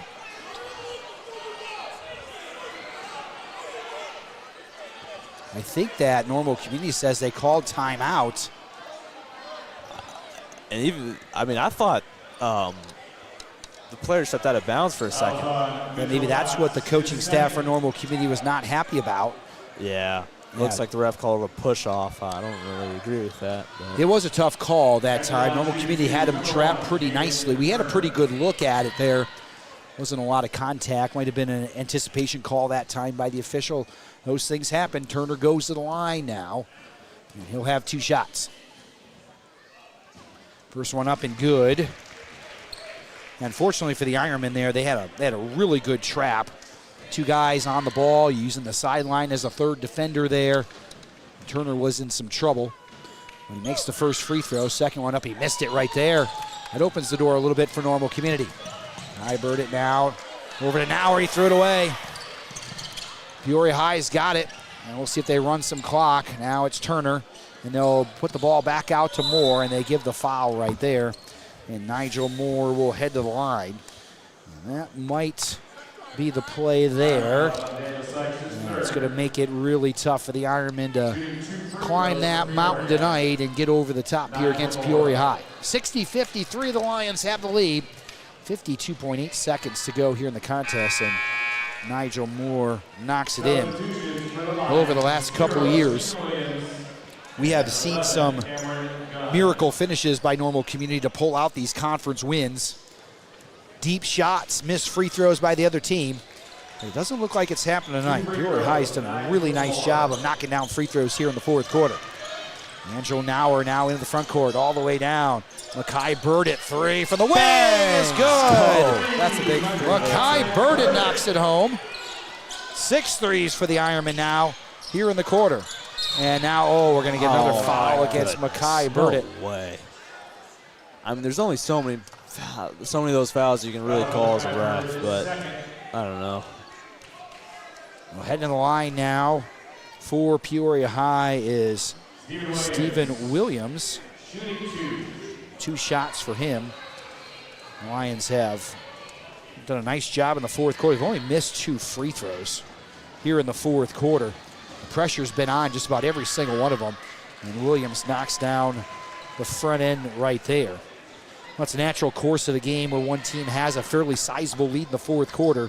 The other team has to foul. You're going to find yourself at the line quite a bit. The Lions have taken full advantage of that.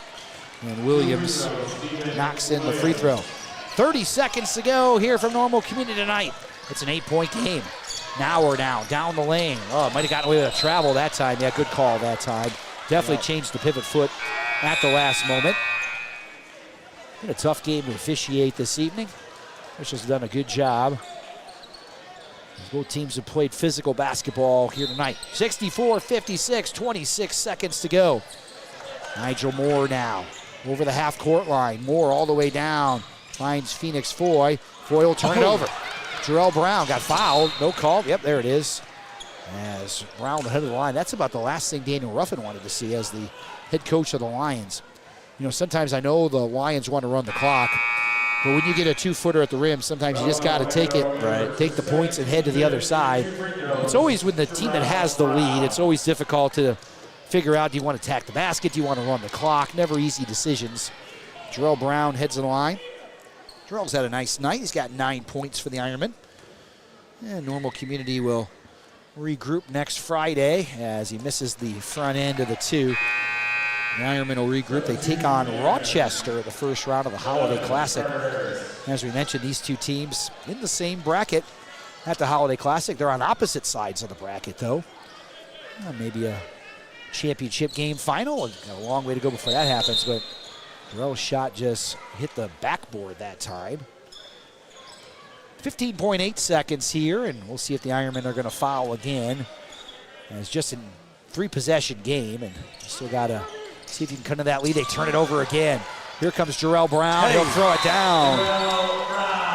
Timeout, Normal Community. Full timeout.